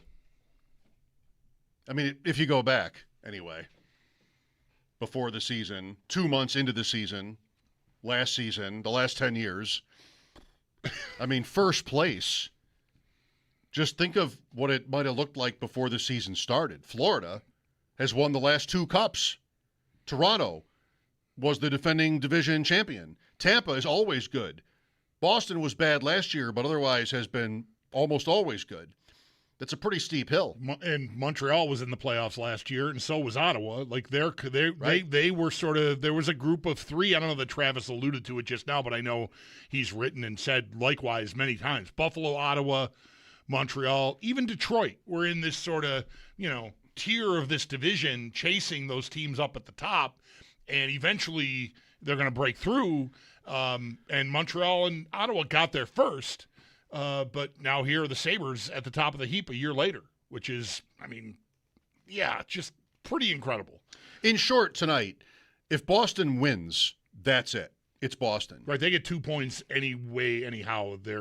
It's over. They can't be caught by Ottawa. If they get 1, they could lose it. They have to have 2, right, to clinch it. The seed, the first wild card, which would mean the Sabres. If they lose in overtime, Ottawa wins on tie. So Ottawa could get, they're 1 point behind. They could get 2 tomorrow against the Leafs at home, which you'd think. So really it's about probably, and you never know, but Boston needs 2 points, and then it's Boston. If they don't get 2, it's the up in the door's air. open for Ottawa, and you'd like Ottawa's chances of getting it. I think. That's how I would look at it. Here's Greg with us next. Hi, Greg. Hey, what's up, guys? Just wanted to kind of touch on something, because obviously this is ridiculous, right? All of this is insane, correct? Like, this is totally wild. And I feel like the easy thing, and it's logical. I think everyone keeps going back to 05, 06 as like kind of like a vibe similar to this. But I feel like even that, like, I think this is even a totally different breed of that, because like 05, 06, wasn't that largely because of the gap of no season? Because even if you go back to the season before the lockout, there was like a little thing at the end of that season, right? That was kind of like an eyebrow raiser. Well, there might be something here, right? Well, we talked this through a couple of weeks ago. Not that has to be and at all. I'm not suggesting it's the definitive word on this, but I think there's an important difference in that you already Drury was new, Briere was new. Like they were here the season before the lockout, but like the team was sort of being reshaped in their image. Mike Greer was a late addition at the trade deadline before the lockout, and they were building something. And they came out of the lockout firing. I didn't think they were going to be great, so I can't cop to that. But I feel like there was already there was juice there. Whereas I'm not saying there shouldn't have been any with the Sabres. I just didn't have it after 14 years of missing. I couldn't see the quality of their roster. Yeah, it's just with that post-lockout team, you can say, well, there could have been something there. And I feel like historically, just with a lot of teams when they arrive, it's almost like there's like a year or two where it's like, oh, there's a sniff. Oh, they're there. And then the next season, it's like, oh, they're definitely here now. The Sabres, in just classic fashion, there was none of that. There was a decent season and near miss 3 seasons ago, and then 2 more years of just crap, and then even crappier crap right after that, and then just this. Yeah. Like I don't want to just be so simple about it and just say, is it really just a matter of the gross thing that was in the room that kind of always felt gross to everyone was finally acknowledged as kind of gross by the people that put the gross thing there and said this gross thing is gone and then everything was okay? Like, could it really be that simple? I mean, is that ridiculous? I mean, this whole thing's ridiculous. So why wouldn't this be ridiculous and right too, right? I think it has to be more nuanced, if not more complicated than that. If you're talking about Adams, I mean, I don't know. Maybe you probably are. I think, everybody's different. I think you had veterans here that have been through a lot of losing, starting with the captain. Dahlin, Thompson, Tuck, Zucker, Samuelson. These are not young hockey players. Sabres have a lot of youth, but these are like middle-aged to upper middle-aged players that all had, not Tuck, but, at least financially, they'd all committed to the organization. There's no easy out for those guys. So what are you going to do about it? And maybe it was the Adams move that they needed, or to varying degrees, to believe that this could actually happen. But, a lot of people are in jobs, no matter how much you make, where you might feel kind of trapped. And you have to make a choice whether to try to bust through anyway or buckle. And, I tend to not be the type to fall for narratives. I want to know the data. The data, many have said it, always kind of liked the Sabres. Last year, too. 5-on-5, they were actually really good. Like, this was a good team. It should have been better. But they didn't get saves, and there was probably a relative lack of belief. So once you get home from the West Coast, they won their last 3 games, right? Mm-hmm. Edmonton, Seattle, and somebody. Vancouver, the worst team in hockey. They steal the Edmonton game after blowing a 3-goal lead. They beat Vancouver, which everybody does. They beat Seattle, which is fine. The West was so bad this year. But nobody's talking about it that way. It's just like, all right, well, there's maybe some life. They make the Adams move, and they start winning. And by the time they get to 7 or 8 wins out of 10, it would be 10, there's probably, there's more than half the season left. There's probably a sense of, well, why not? We can do this. We've been a good 5-on-5 team. We know we're good individually. Guys have egos, and they believe in themselves, usually, right? They have to get to this level. Let's go. And they kept getting saves, and they won tons of close games, and then they're, in it. And it feeds on itself, right? Your goalies are working out. You're winning every shootout. They're 5-0 in shootouts. That's right. And it just feeds on itself. So, I don't know. Maybe it's not complicated. It can't be just as simple as a GM move. I doubt that the players really resented Adams or disliked him necessarily. He paid a lot of them. He believed in a lot of them. And he doesn't seem the type that would be just like, I don't know. He didn't seem angry to me. Maybe. It doesn't really matter. I'm not trying to make a case that he wasn't or anything. It's just, I think that is sort of a natural thing where you get, and you have each other. If I feel like I do, trapped in this job, but Bulldog doesn't. And, he's over here going. I just want to make sure you're not about to try to get me to say a name of a certain state where a team plays. No. This is not a Utah moment. I'm very on edge. No, I'm just kidding. I'm just kidding. But you people around you have a lot to do with your state of mind and your work ethic and your buy-in, So I think they were always, I say this now, better than just another terrible Sabres team. A lot of these teams in the drought were a lot worse than last year. Yeah, they clearly always had a lot of talent here. Right. It just needed to apply itself, I think, in smarter ways and just more effort overall. Look, I never wanted to pretend that the Adams removal explains all of it, but I still feel compelled to say again, for me, it's impossible to imagine this happening with him still at the helm of this team. I just think the things that he said while in charge of the team, you might personally like the guy. I personally like the guy. I don't know him real well, but I had a lot of dealings with him, not all of them on the radio. And I would say I liked him. But running the team is different than building the team. And he clearly knew how to build the team because the results speak for themselves. He put these people in place, including this coach and coaching staff, if you want. But running the team is holding a news conference on the day of the trade deadline and complaining about palm trees and taxes. And like, how exactly am I as a player, however much money I'm getting paid, supposed to rectify him talking about me that way, about my team that way, that like basically the message is, I can't replace you with better guys because no one will come. You're stuck here. And I thought that moment that's it. You're done. Effectively leading this organization because nobody is going to believe in you because you're telling the world that you can't do your job.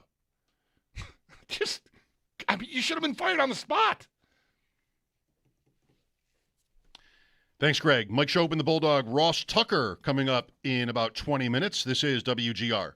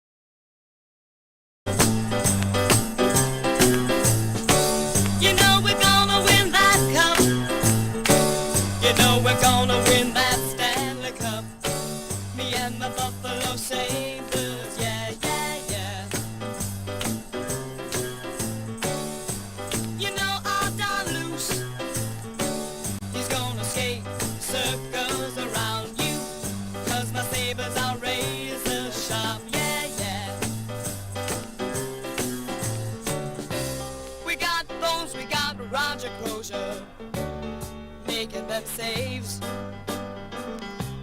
You know we got the French connection, and where there's a shoe, there's a way. You know we're gonna win that cup. We're gonna slap that puck. Me and the Buffalo Sabres, yeah, yeah, yeah.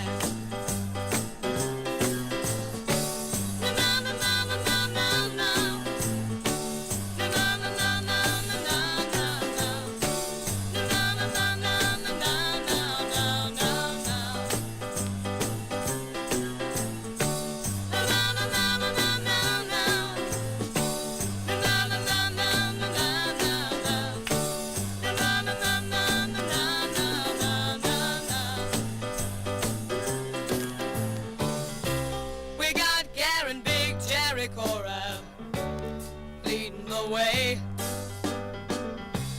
You know we got Robert and Martin making that big power play. You know we're gonna win that cup. We're gonna slap that puck. Me and my Buffalo Sabres, yeah, yeah, yeah. Na na na na na na na. Na na na na na na na na. Na na na na na na na na na. Na na na na na na na.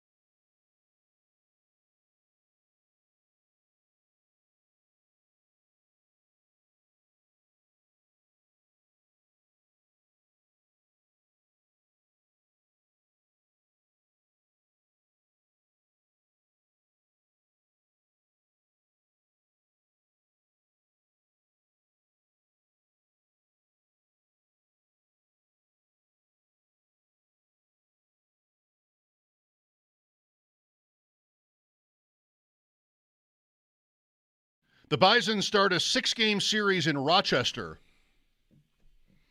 today. That seems long. 6:05. They're all 6-game series now, Tuesday to Sunday. All right. It's now apparently known as ESL Ballpark. Hello, Rochester.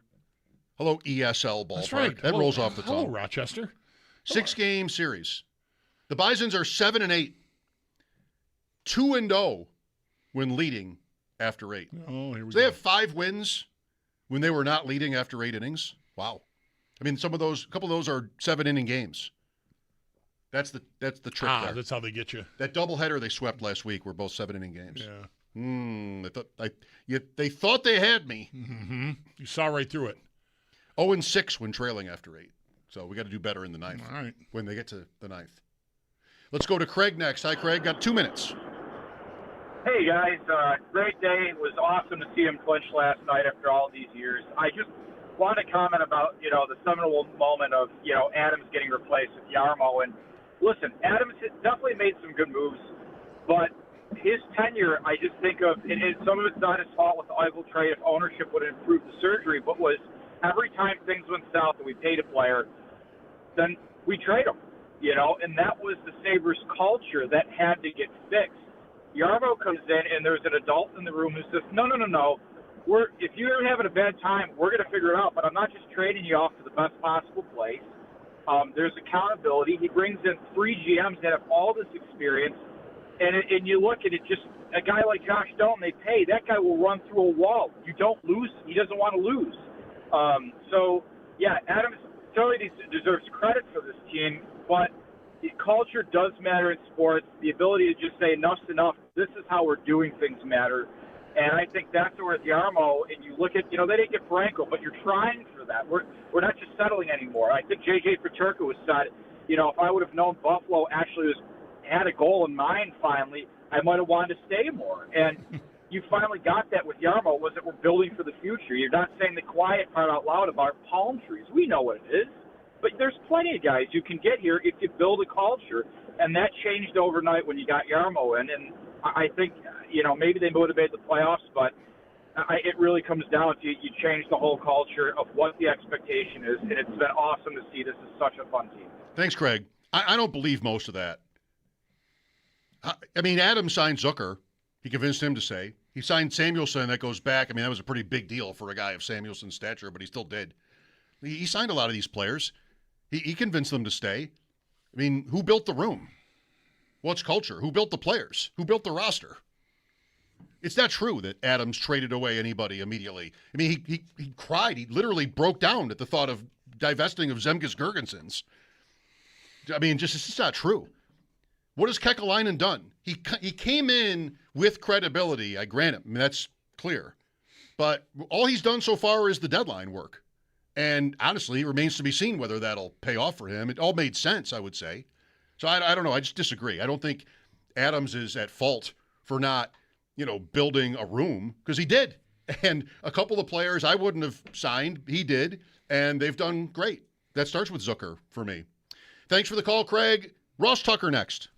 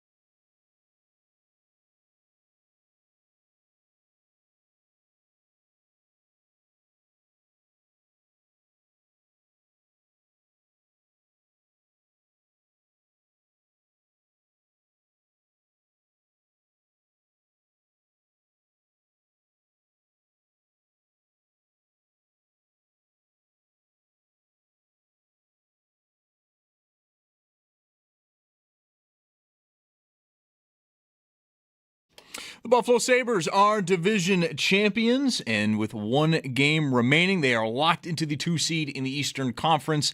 And with that, they have just 2 potential playoff opponents for round 1. And they could figure out who they are playing as early as tonight. The most straightforward outcome is if the Bruins win tonight when they take on the Devils, they will be playing Boston in round number 1. That game is at 7 p.m. in Boston, but if the Bruins do lose, we'll have to wait until tomorrow to see the results of the Ottawa game against Toronto, the Senators being the other option. Sabres will also finish out their regular season tomorrow when they host Dallas.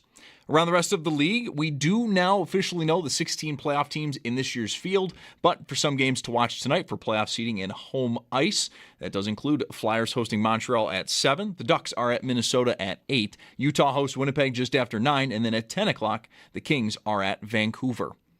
In baseball, the Bisons are at Rochester. First pitch tonight is at 6:05. That game can be heard on our sister station, the Bet 1520. While in the majors, the Yankees host the Angels at 7:05. Jays are at the Brewers at 7:40, and the Mets are out west to take on the Dodgers. First pitch for that game is at 10:10. While in basketball, it's the play-in games that start tonight. Charlotte hosts the Heat at 7:30, and Portland is at Phoenix at 10. For TV purposes, both of those games will be over on Amazon Prime. And join Schopp and the Bulldog for the annual pre-draft special Thursday, April 16th from 4 p.m. to 6:30 p.m. It's streaming live on YouTube. Get the latest on who is being mocked where, hear from the insiders, and guest appearances from Jeremy White, Joe DiBiase, Nate Geary, and Sal Capaccio. It's brought to you by your Upstate Honda dealers. For great deals, visit your local Upstate Honda dealer today. That's your Paddock Chevrolet Sports Update. Paddock Chevrolet with you for the extra mile since 1935. I'm Zach Jones for West New York's Voice of the Fan, WGR.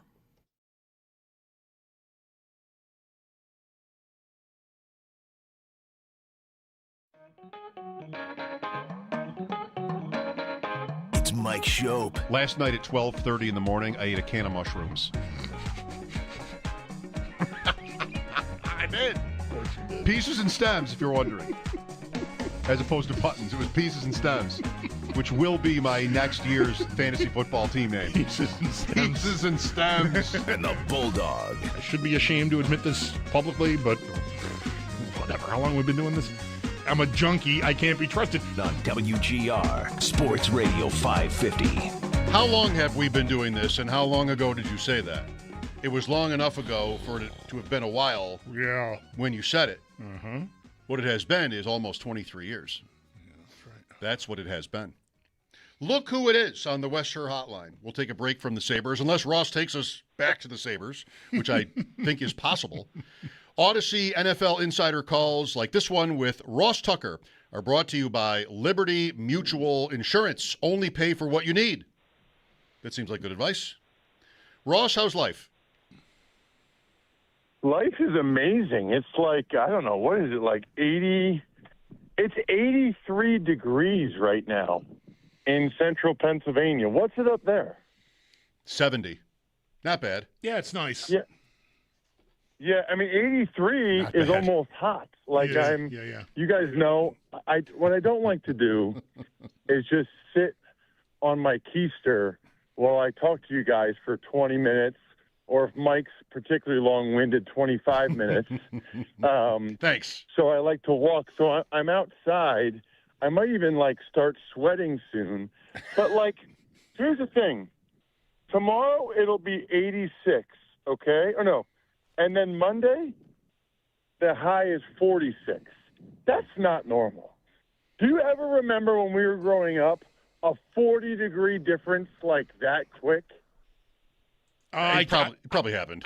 Probably, but I can't say. I know that I remember a year where it was 65 on Christmas Day because I was delivering the Courier Express, the old morning newspaper. Wow. And so I was The show has never sounded older than right now. That's a very long time ago. So I mean, whatever, wet weather. But yeah, no, it's kind of freaky. We had this a couple weeks ago here, where the temperature dropped from a Monday to a Tuesday by 45 degrees or something. Yeah, I got a couple other things for you guys. First of all, of course you do. It threw me off. It threw me off not hearing the guy say, "Ross Tucker's appearances are presented by I don't know what happened to that guy. Maybe we lost a sponsor. Well, that's in season. That was part. Okay, that was part of my routine. Is that guy scares me. I'm walking outside, and all of a sudden he goes, "Ross Tucker's appearances are presented by." So I kind of miss that guy. Third, mushrooms are disgusting, Mike. Like, and the idea of you having a whole can of mushrooms after midnight is heinous. Like, I don't understand people that put mushrooms on their pizza. You know what this pizza needs? This pizza needs like a rubbery, flavorless, terrible topping when, pepperoni and sausage and ham and chicken are staring you right in the face. No, I don't want any of those things.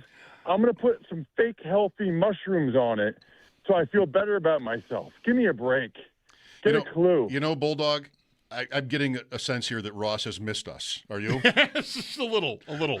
We should have called you. I'm sorry I didn't call, Ross. I always meant to.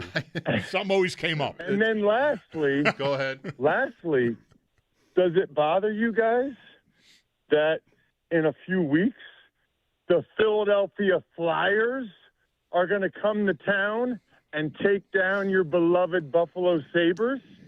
In this scenario, they're making the conference finals, both of these teams. Let's go. That's what we're talking about here? Yes. Okay, I would sign up for that.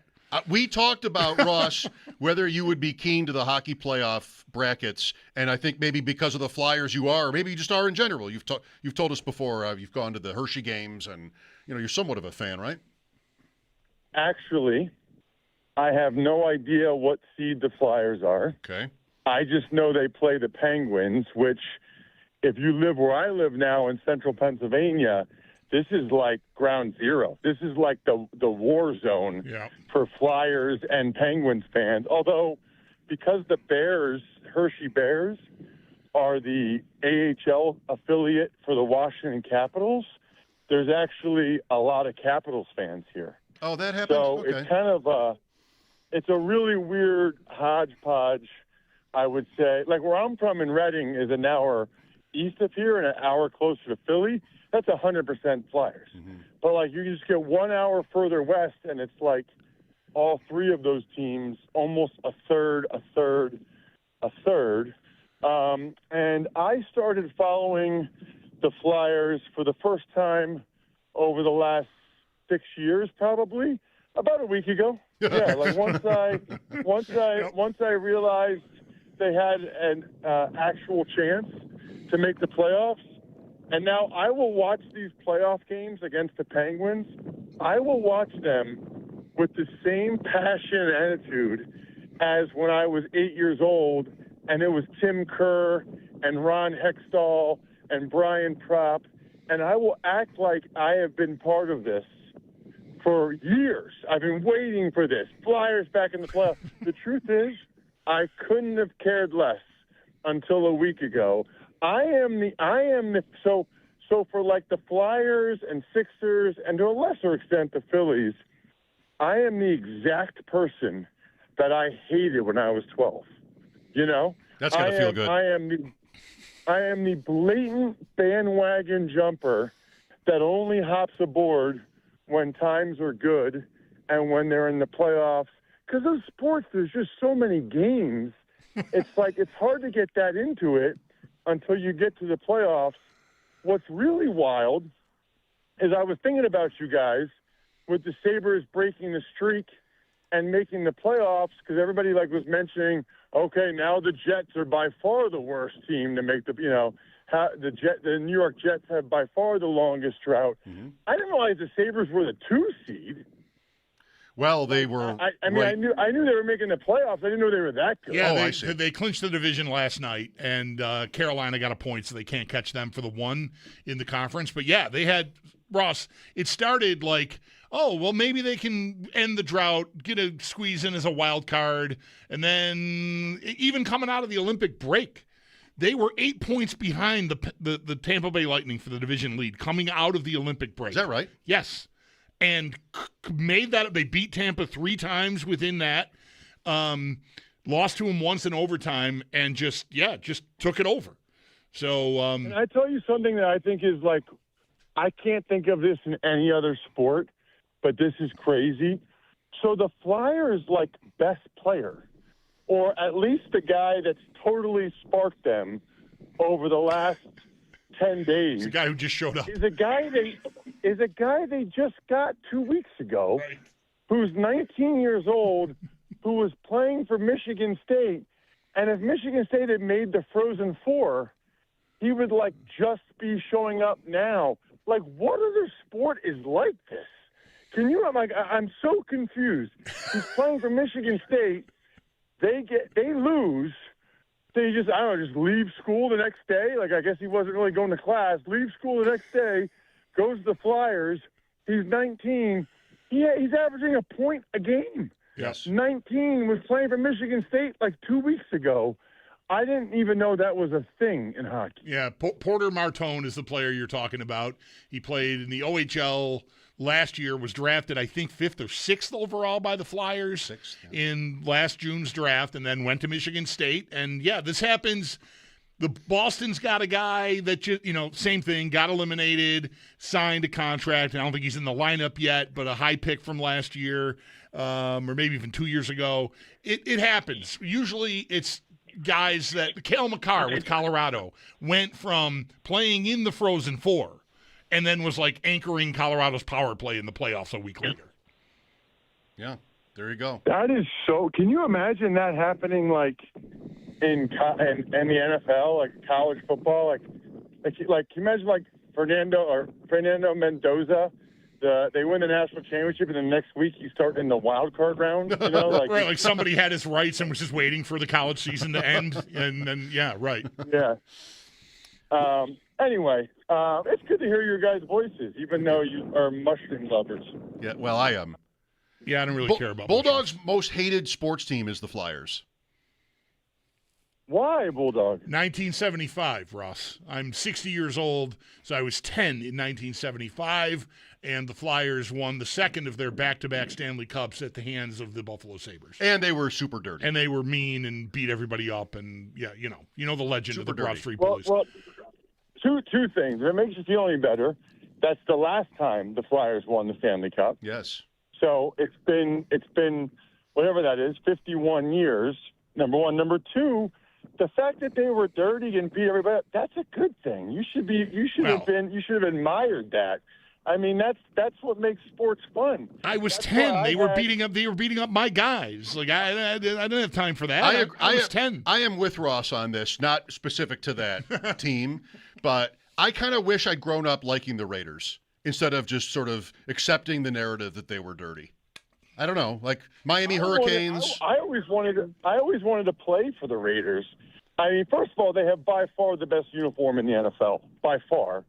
And it's just like the mystique. In fact, in 2004, we played out there when I was in Buffalo when we were wearing the subpar Montreal Alouette uniforms, road uniforms. We remember. Yes. I have an amazing picture everybody can find on the internet at Ross Tucker NFL where I'm wearing the worst uniform in Buffalo Bills history, and I guess for whatever reason, my spot in line to stretch was in the infield at Oakland Alameda Coliseum. So I am like laying on my side, stretching my hamstring. I look like a beached whale trying to do a glamour shot at the mall at Oakland Alameda Coliseum. Lying in the dirt. It's the most on the dirt. It is like literally Google Ross Tucker dirt picture or like I don't know, something will come up. It's hilarious. But to your point, pregame warm-ups. We are warming up in the black hole. And I didn't know. It was my fourth year. I didn't know how many years I played in the NFL. So I go right up to the black hole, and they're kind of quiet. They're not saying much. It's an hour before the game or whatever it is, 45 minutes before the game. And I go to them and I go, is this all you guys got? This is pathetic. And they go, ah, and they're like, the guys with the spikes and the shoulder pads, they're all reaching after me and trying to grab me then. I wanted to get like the real black hole experience. I didn't, and by the way, I never played there again. So I'm glad I tried to instigate a riot or whatever I did. Eventually we should make time to ask you something about the NFL draft, which is next week. But you mentioned that stadium.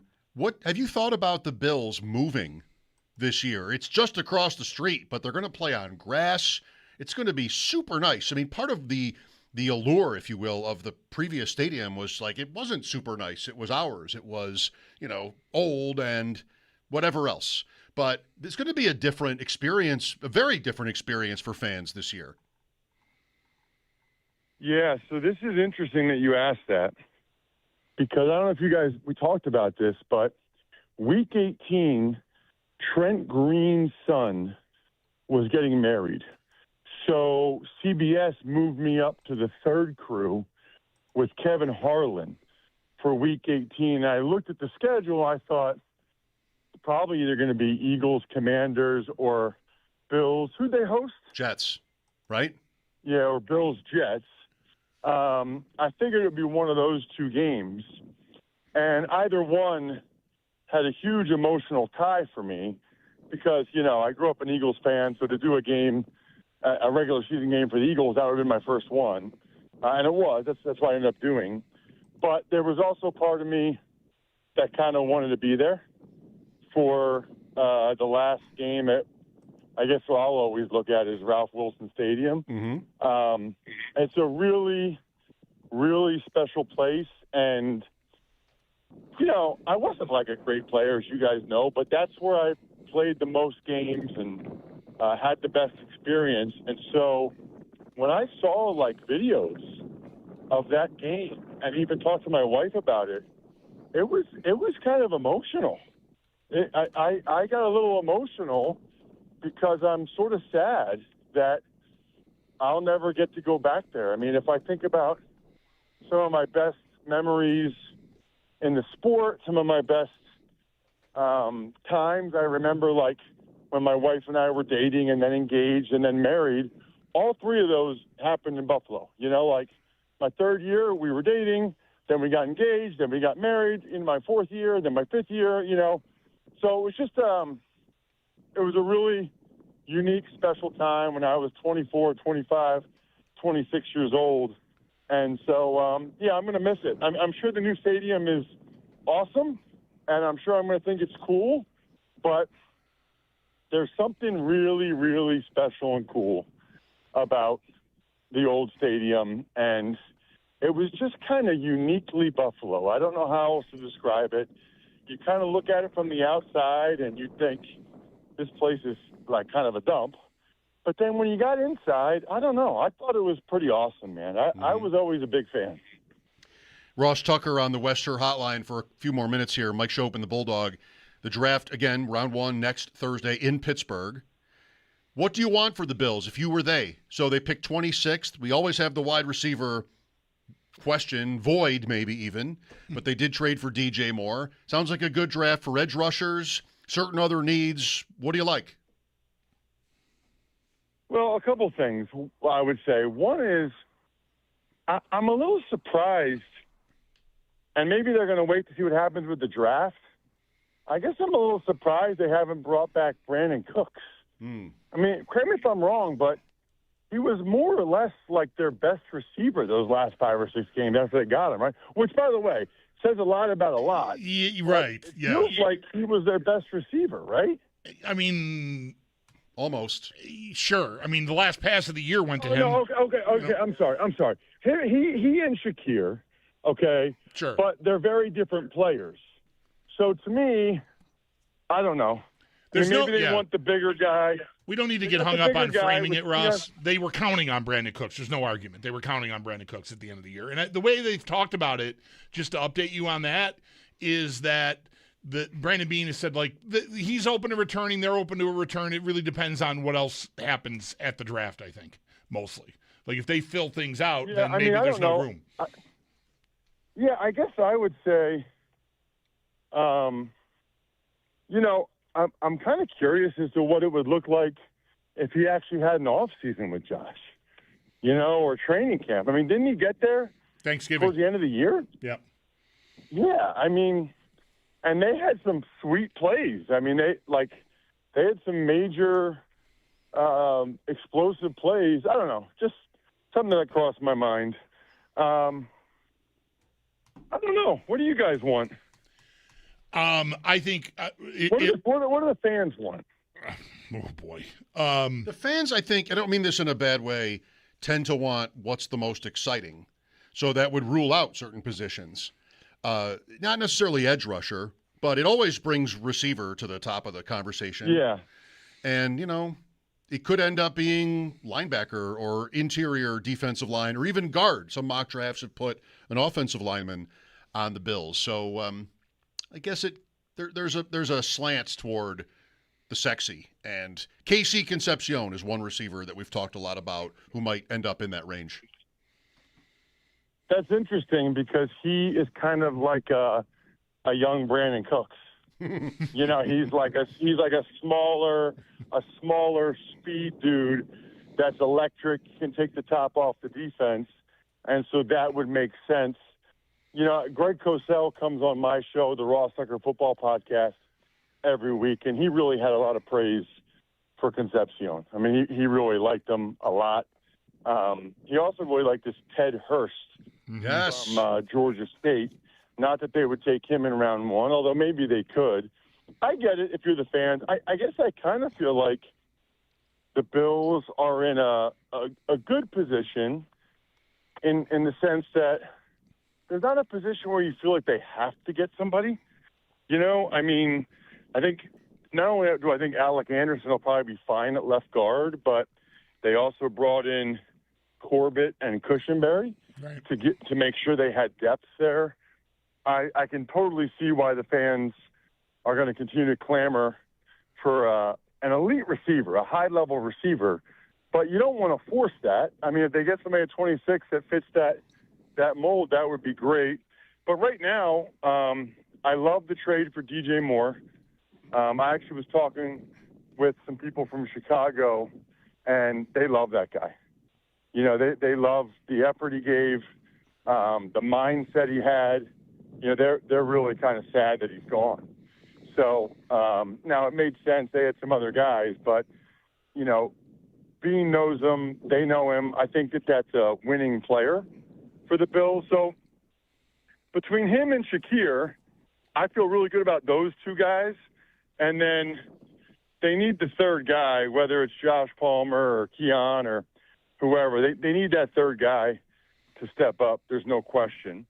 If there was a stud lineman that they could get at 26, I could see that. But I'll say this, too, because we talked about it last week on the Ross Tucker podcast. If you were a casual fan and you only watch Super Bowls, you know how like 100-some million people watch Super Bowls, but only 50 million watch the conference championship game or whatever? Mm-hmm. So you're talking about double the audience. 50 million people just show up for Super Bowls. If you just watch Super Bowls, you would think the sport is pretty obvious.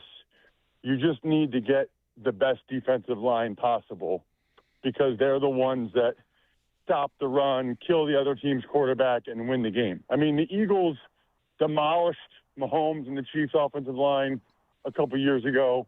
The Seahawks destroyed Drake May and that Patriots offensive line.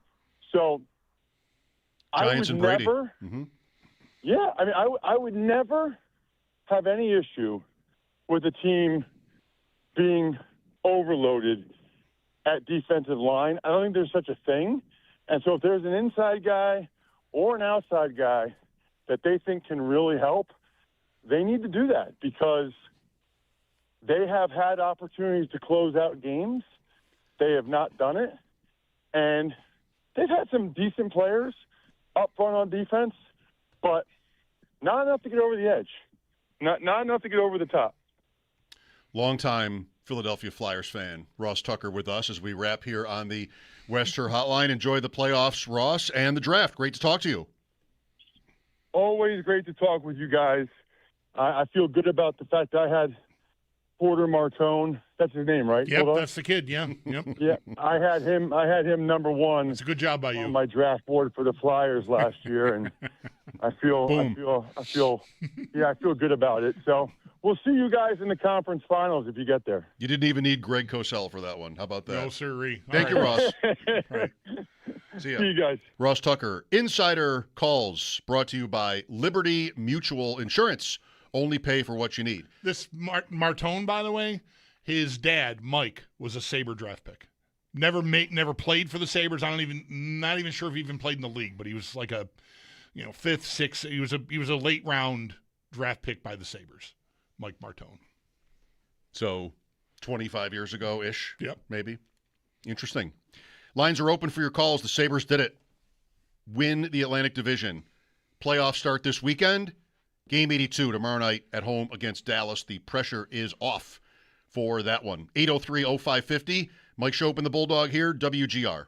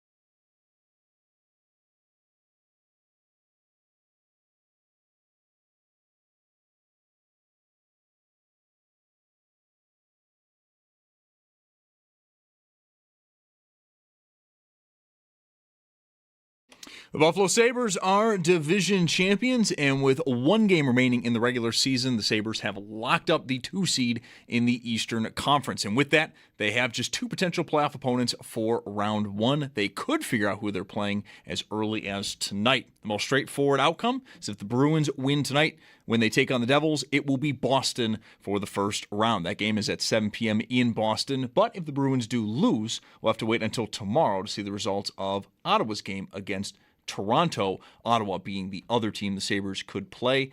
And then the Sabres will also be rounding out their regular season tomorrow at home when they host Dallas. Over in baseball, the Bisons are at Rochester. First pitch tonight is at 6:05. That game can be heard on our sister station, the Bet 1520. In the majors, the Yankees host the Angels at 7:05. The Jays are at the Brewers at 7:40. And the Mets, they're out west versus the Dodgers. First pitch for that game is at 10:10. While in basketball, the play-in games begin tonight. Charlotte hosts the Heat at 7:30, and Portland is at Phoenix at 10. For TV purposes, both are going to be on Amazon Prime. And as previously mentioned, the wait is over. Buffalo, the Sabres are back in the playoffs, and WGR Sports Radio 550 is your home for every moment of the run. Grab your Let's Go Buffalo playoff signs now at Lenco Supplies, featuring incredible discounts going on now. And get there with your Liberty Cab, your ride on time, every time. That's your Paddock Chevrolet Sports Headlines. Paddock Chevrolet with you for the extra mile since 1935. I'm Zach Jones for Western New York's Voice of the Fan, WGR.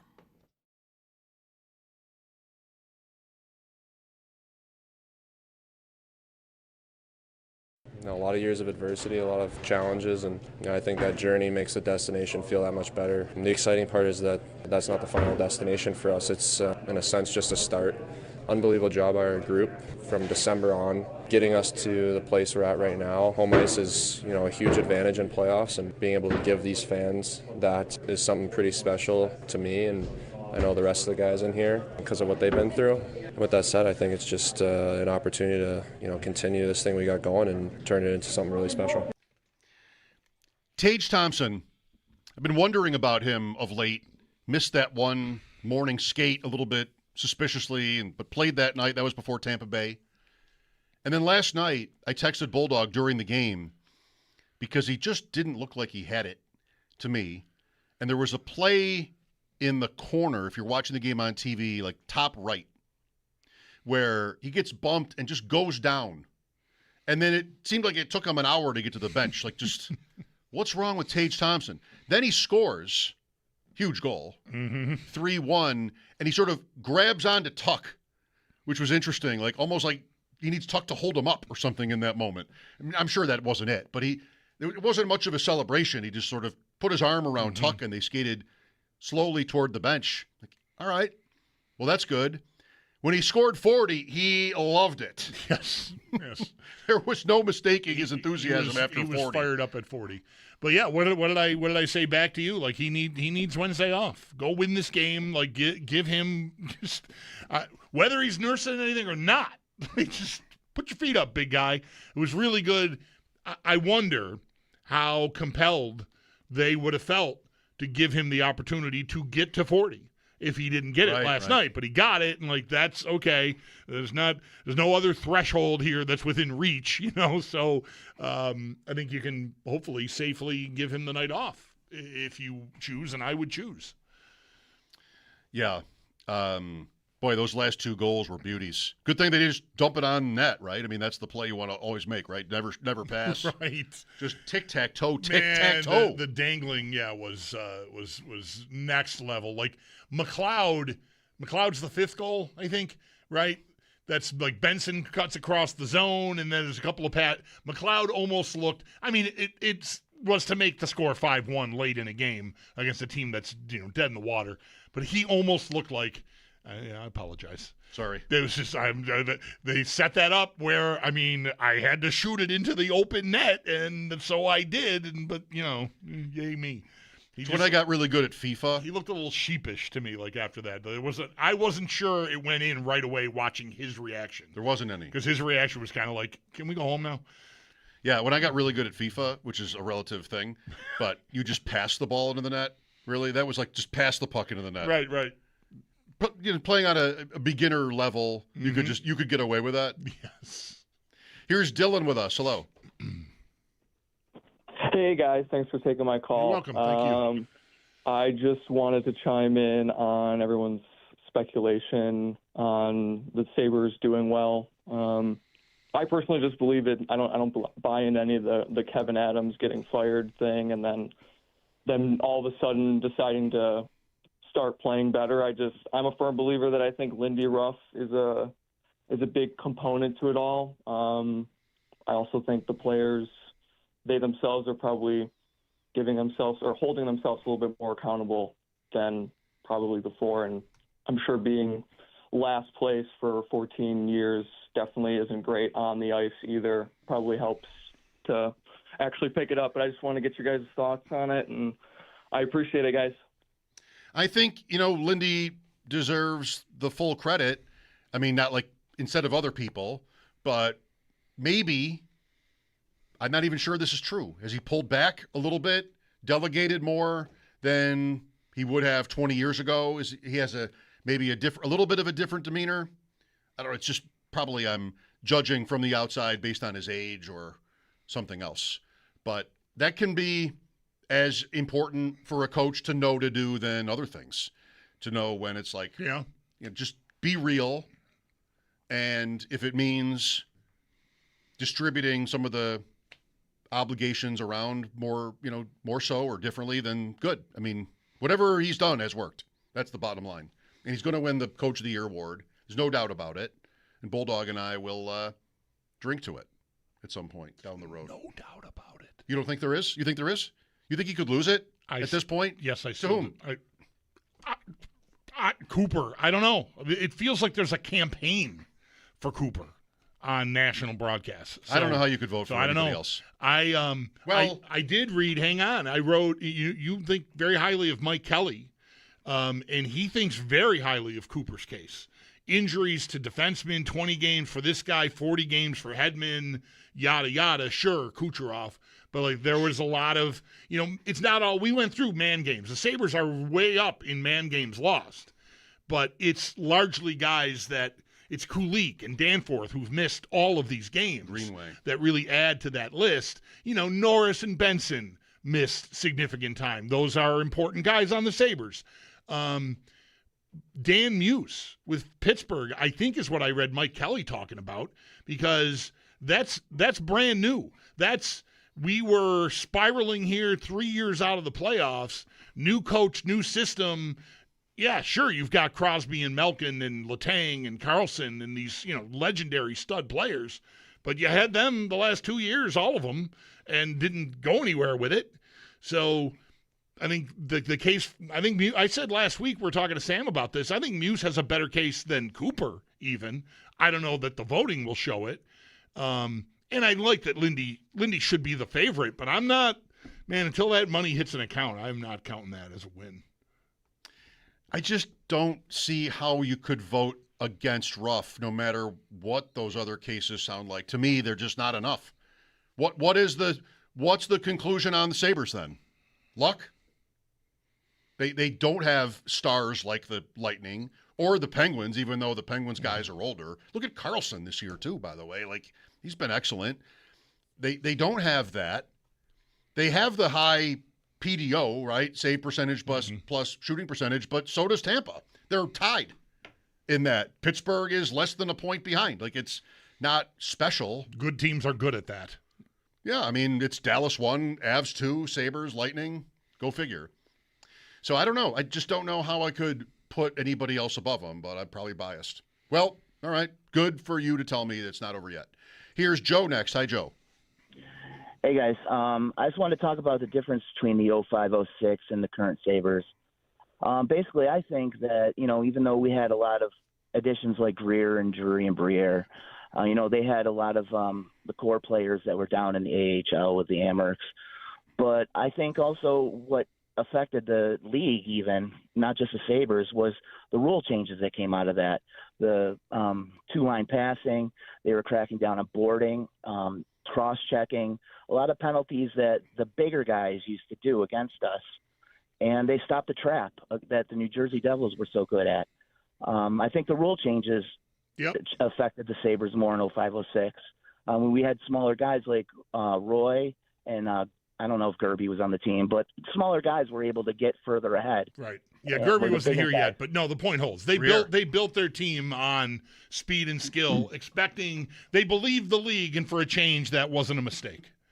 They believed that the crackdown on penalties, that there'd be more power plays, there'd be more emphasis on speed and skill, and they built their team likewise, and it held. It held really until the playoffs. I think when the playoffs got there, the penalty thing kind of dissipated, and by the second year of it, the Sabres were maybe in tough because you needed more variety in your lineup. But they absolutely capitalized on the rule changes. I don't think there's any question about that. Yeah, I think you're saying this too. Is this year more unexpected? There was an unknown element then, and this is what we're talking about. It didn't happen right away. It took them 20 games, but then they took off, somewhat like this year. But there's really no easy explanation for this year. It wasn't rule changes. It wasn't so, hard to predict the league like it would have been after a year without hockey. Plus, as it happens, 05, 06 to 07 and 08, the league turned over a lot of its stars. Like a lot of those guys that played in the 90s that you think of, Hull and Shanahan, and a lot of those star players came back for the year after the return, and then they were done. They aged out. Yeah. And so then you had Crosby and Ovechkin and Malkin. You had a turnover there. I don't know if that's relevant to this, but this year's, I don't know. I mean, we've spent months talking about this season and coming up with different theories and explanations for it. I mean, I said my piece on this earlier today, and I don't want to do the whole thing now again, but I think it's the combination of a team to begin with that was probably underappreciated for its ability to drive play at even strength last year into this year. Even though they weren't winning, they were still good at, maybe the most important thing to be good at, with goaltending right there with it. And then this year they got goaltending. And then you got belief, and everybody maybe digs deeper, and here we are. Yeah. Like they were not that bad to begin with, is to be remembered. Certainly at 5-5. What they weren't was they didn't have good goaltending, and in large part, I'd say they didn't have good goaltending because they just weren't a very good defensive team. And I think most people in hockey would tell you this. Certainly there are tactics involved with defending, and there is knowing how to play your system, where you're supposed to be, what your responsibilities are. But largely, to me, defending in hockey is about determination, heart, and wanting to do it, and not wanting to let guys down. And if you are out there and want to ignore the coincidence of the GM leaving and them starting to play that way, go ahead. I can't stop you because I don't have a stat other than their record that coincides with the removal of that GM. I just think they dug in and started believing that they could play the way that would be effective. And to me, nothing about their 5-on-5 has really changed. It's that they defend every inch of the ice now. They just do not give up on plays. And that is always, you hear hard to play against constantly in this league. That is the hardest thing to play against of all. To me, it's harder to play against a player who just will not quit on a play after you beat him. Maybe you already beat him once or twice, and he's still coming. And like, get off me already. That's them. That's the thing that changed about their play to me. Personnel here, there, whatever. I just think that they dug in. You saw that in spades last night. Yeah. The fourth line gave them that. Benson always gives them that. Even Thompson, sorry for the even, Taage, but there was a play, I think, in the third period where he busted it. Mm-hmm. Was that the second period or the third period? There's one defensively. They were two on one. Chicago was coming 2-on-1, and you see Thompson, like, you almost never see him skate like that. Right. Because that's, not what really his game is about. But he busted it back and helped break up that play. That was noticeable for Thompson to do that. So, yeah, everybody, the buy-in is obvious. It's real, yeah. Mike Schopp and the Bulldog back after this timeout here on WGR.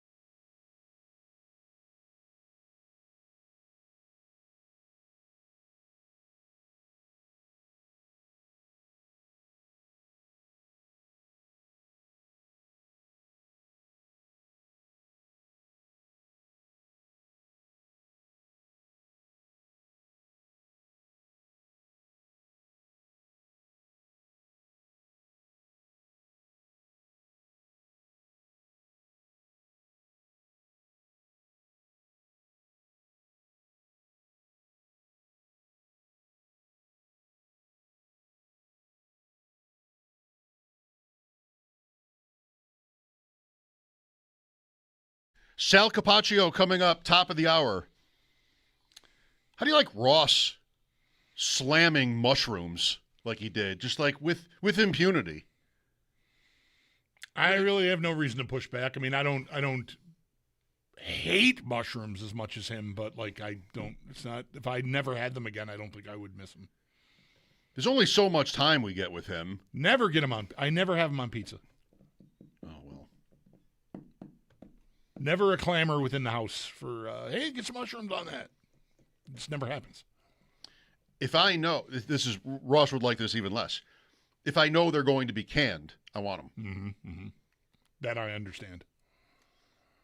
Fake healthy, he called it. You're right. I wasn't eating, whatever year that was, not that it couldn't happen again, I wasn't eating a can of mushrooms at midnight because I wanted to, I was eating healthy in that moment. You weren't trying to front that as a good choice. I was trying to not be starving. Right. Come on, Ross. That was tough. Tough to listen to. Paul is with us. Hello, Paul. Hi, guys. I was just talking about ESPN recently had a conversation that the Sabres lack physicality. And Lindy Ruff has tools in his toolbox to deal with, for example, if Boston's more physical than us. One of the last years he was with us, the first round, we played the Flyers. We lost because of how physical they were. And he just had the guys literally skate around behind the net and force the Flyers offense to just overcommit. I mean, there's all kinds of tools Ruff has in the toolbox for that kind of stuff. That's nothing to be worried about. Everyone who's worried about us playing Boston, that they're going to be overly physical. Well, I'm not sure how many people are really worried about that. You don't get to play Vancouver, right? You're going to play somebody good. I put a poll on Twitter last night, Boston or Ottawa. Overwhelmingly, fans said Boston.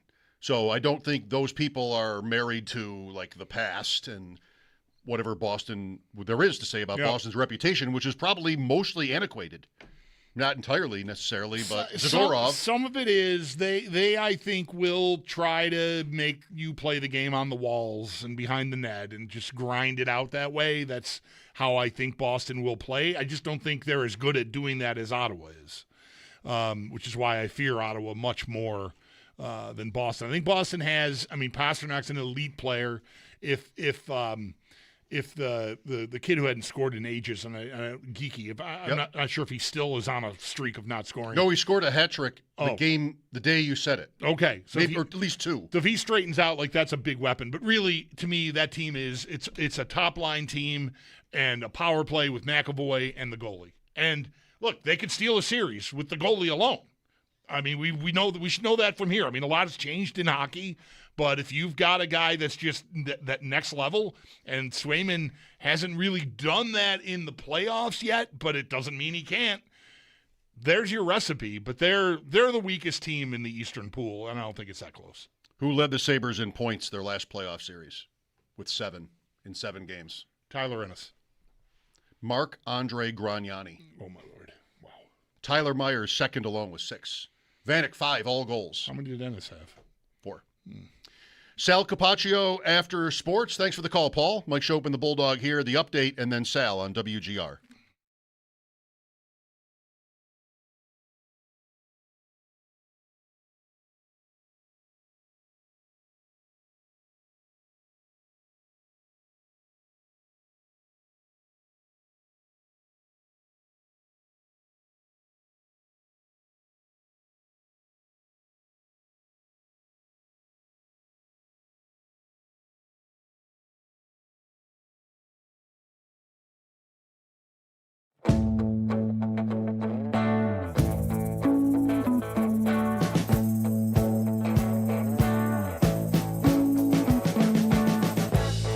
We've been living in sin so long, all the feels are gone. Fella stopped me on the street last night, said everything's alright. Roller coaster, make it through the day, I'm right. It seems your meal ticket is gone, but life goes on. I could never imagine something better. Yeah, right. Now you're cooking on high heat in the middle of the street. Roller coaster, take me to a better time. Let's go. All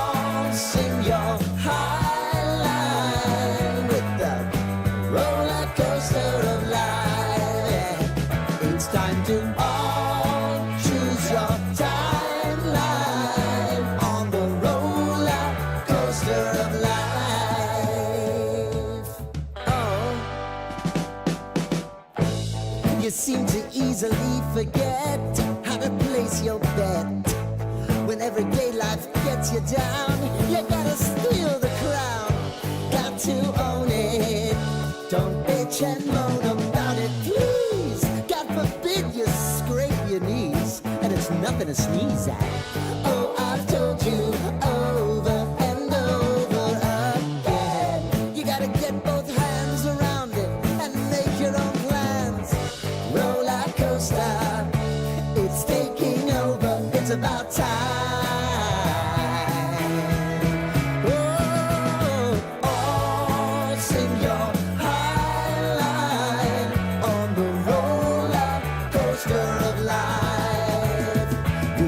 To all choose your timeline with the roller coaster of life.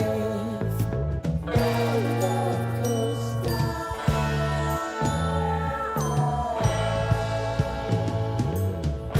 I want to go down the rabbit hole, down the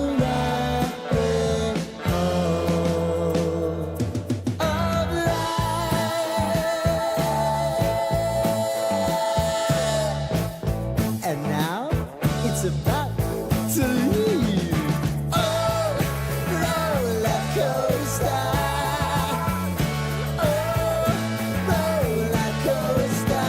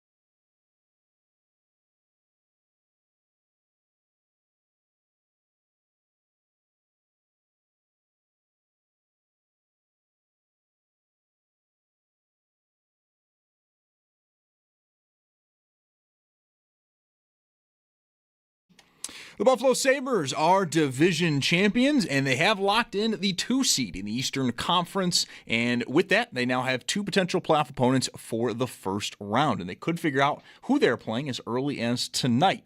The easiest scenario to look for is if the Bruins win tonight. When they take on the Devils, it will be Boston versus Buffalo in round 1. Tonight's game is at 7 p.m. in Boston. But if the Bruins were to lose, they're going to have to wait until tomorrow to see the result of the Ottawa game against Toronto, Senators being the other option. Sabres, though, will also finish out their regular season tomorrow night when they host Dallas. Around the rest of the league, we do know the 16-team playoff field to this point, but some games to watch tonight for playoff seeding and home ice do include the Flyers hosting Montreal at 7. The Ducks are at Minnesota at 8. Utah hosts Winnipeg just after 9. And at 10 o'clock, the Kings are at Vancouver. In baseball, the Bisons are at Rochester. First pitch is at 6:05. That game can be heard over on our sister station, the Bet 1520. So that's coming up here in just a few minutes. And in the majors, the Yankees host the Angels at 7:05. Jays are at the Brewers at 7:40. And the Mets, they are out west versus the Dodgers. First pitch there is at 10:10. While in basketball, the play-in games begin tonight. Charlotte's Charlotte hosts the Heat at 7:30, and Portland is at Phoenix at 10. Both games will be on Amazon Prime. And join Schopp and the Bulldog for the annual pre-draft special Thursday, April 16th from 4 p.m. to 6:30 p.m. It is streaming live on YouTube. Get the latest on who is being mocked where. Hear from the insiders and guest appearances from Jeremy White, Joe DiBiase, Nate Geary, and Sal Capaccio. It is brought to you by your Upstate Honda dealers. For great deals, visit your local Upstate Honda dealer today. It's your Paddock Chevrolet Sports Update. Paddock Chevrolet with you for the extra mile since 1935. I'm Zach Jones for Western New York's Voice of the Fan, WGR.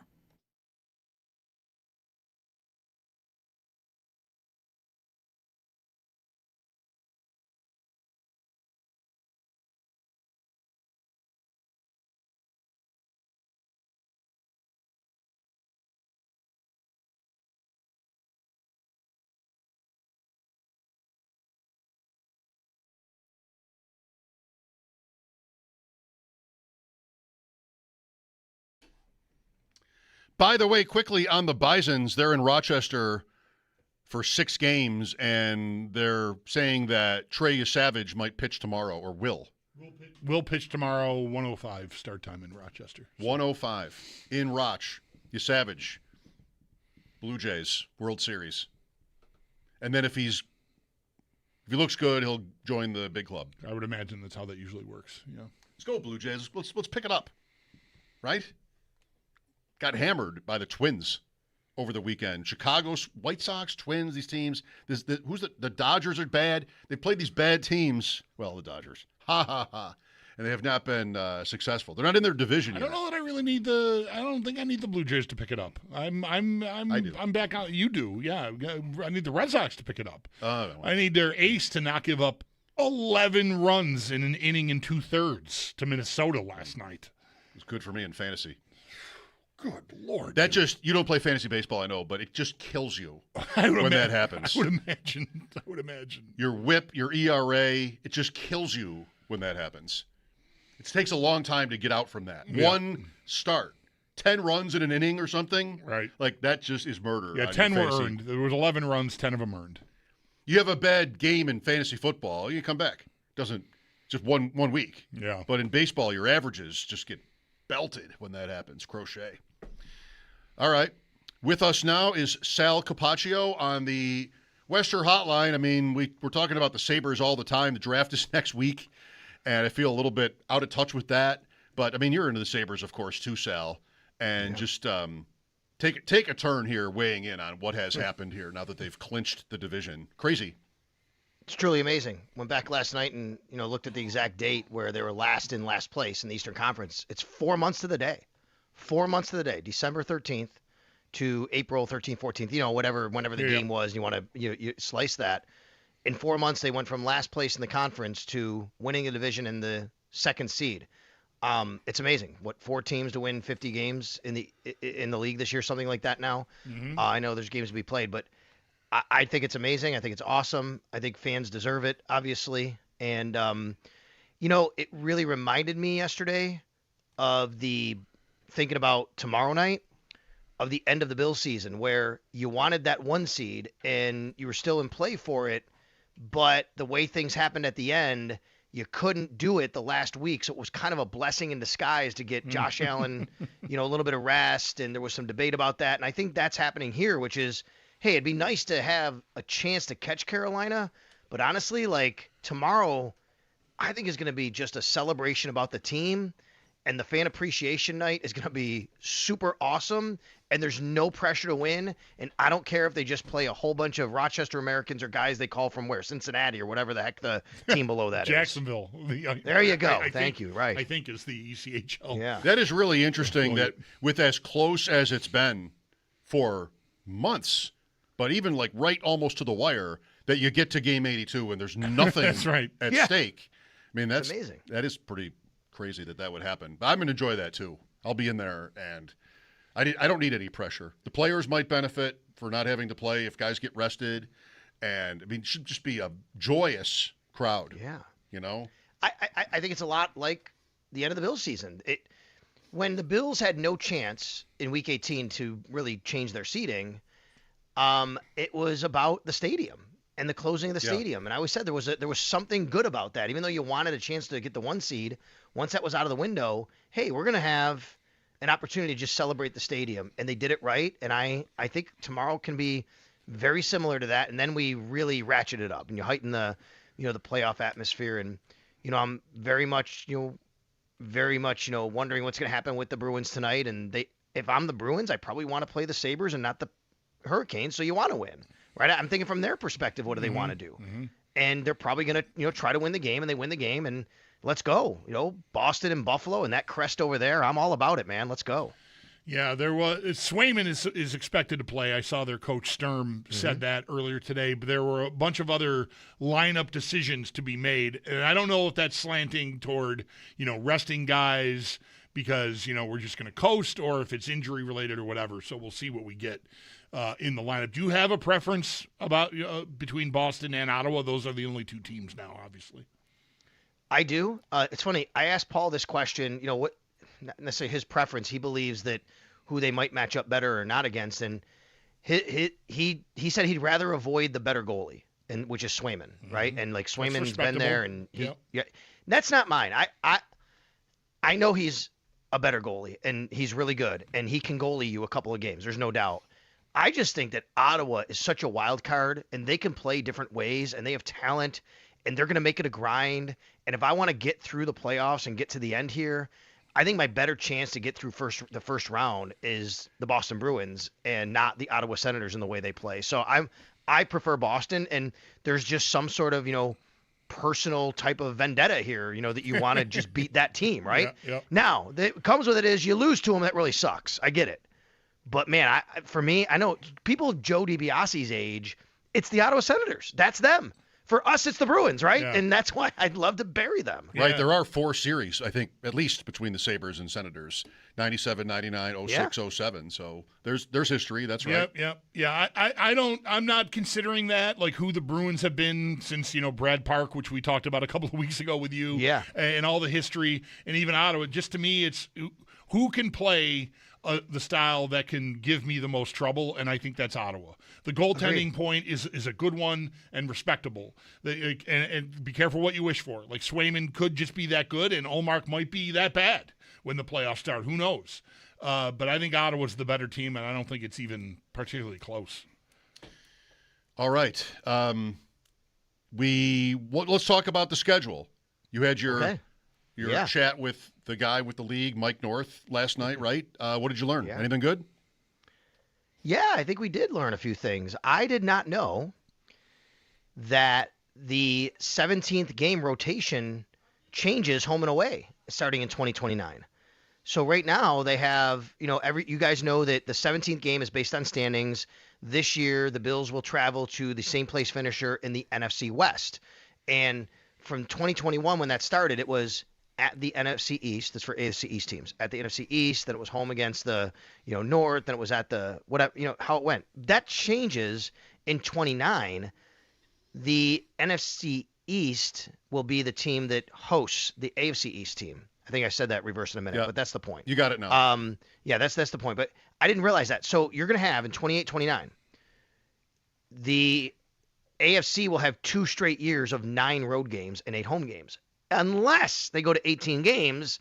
But Mike North very much alluded to, like, they're kind of preparing for that. Now, he doesn't have a say in that. That's NFLPA and all that kind of stuff, right? And CBA. But they're very much preparing for that. So I definitely learned that.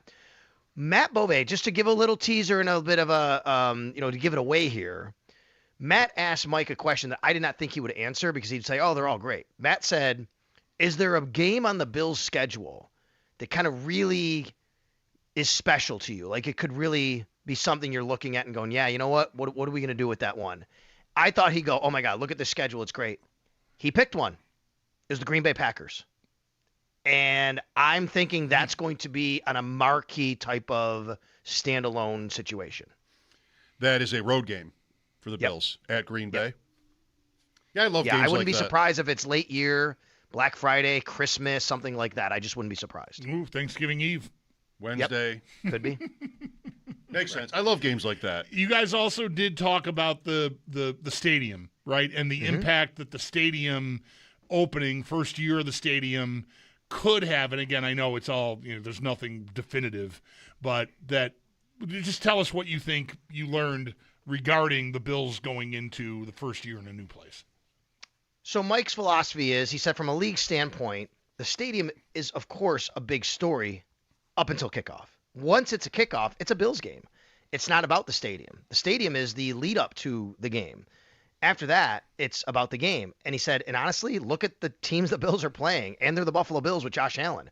You could put any game there, and it's going to be fine, and it's going to draw big numbers and ratings because it's the Bills.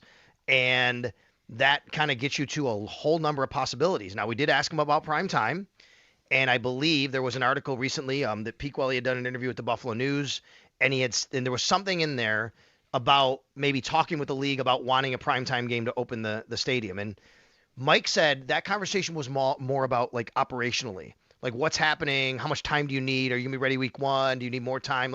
And that was what they were talking about from that standpoint.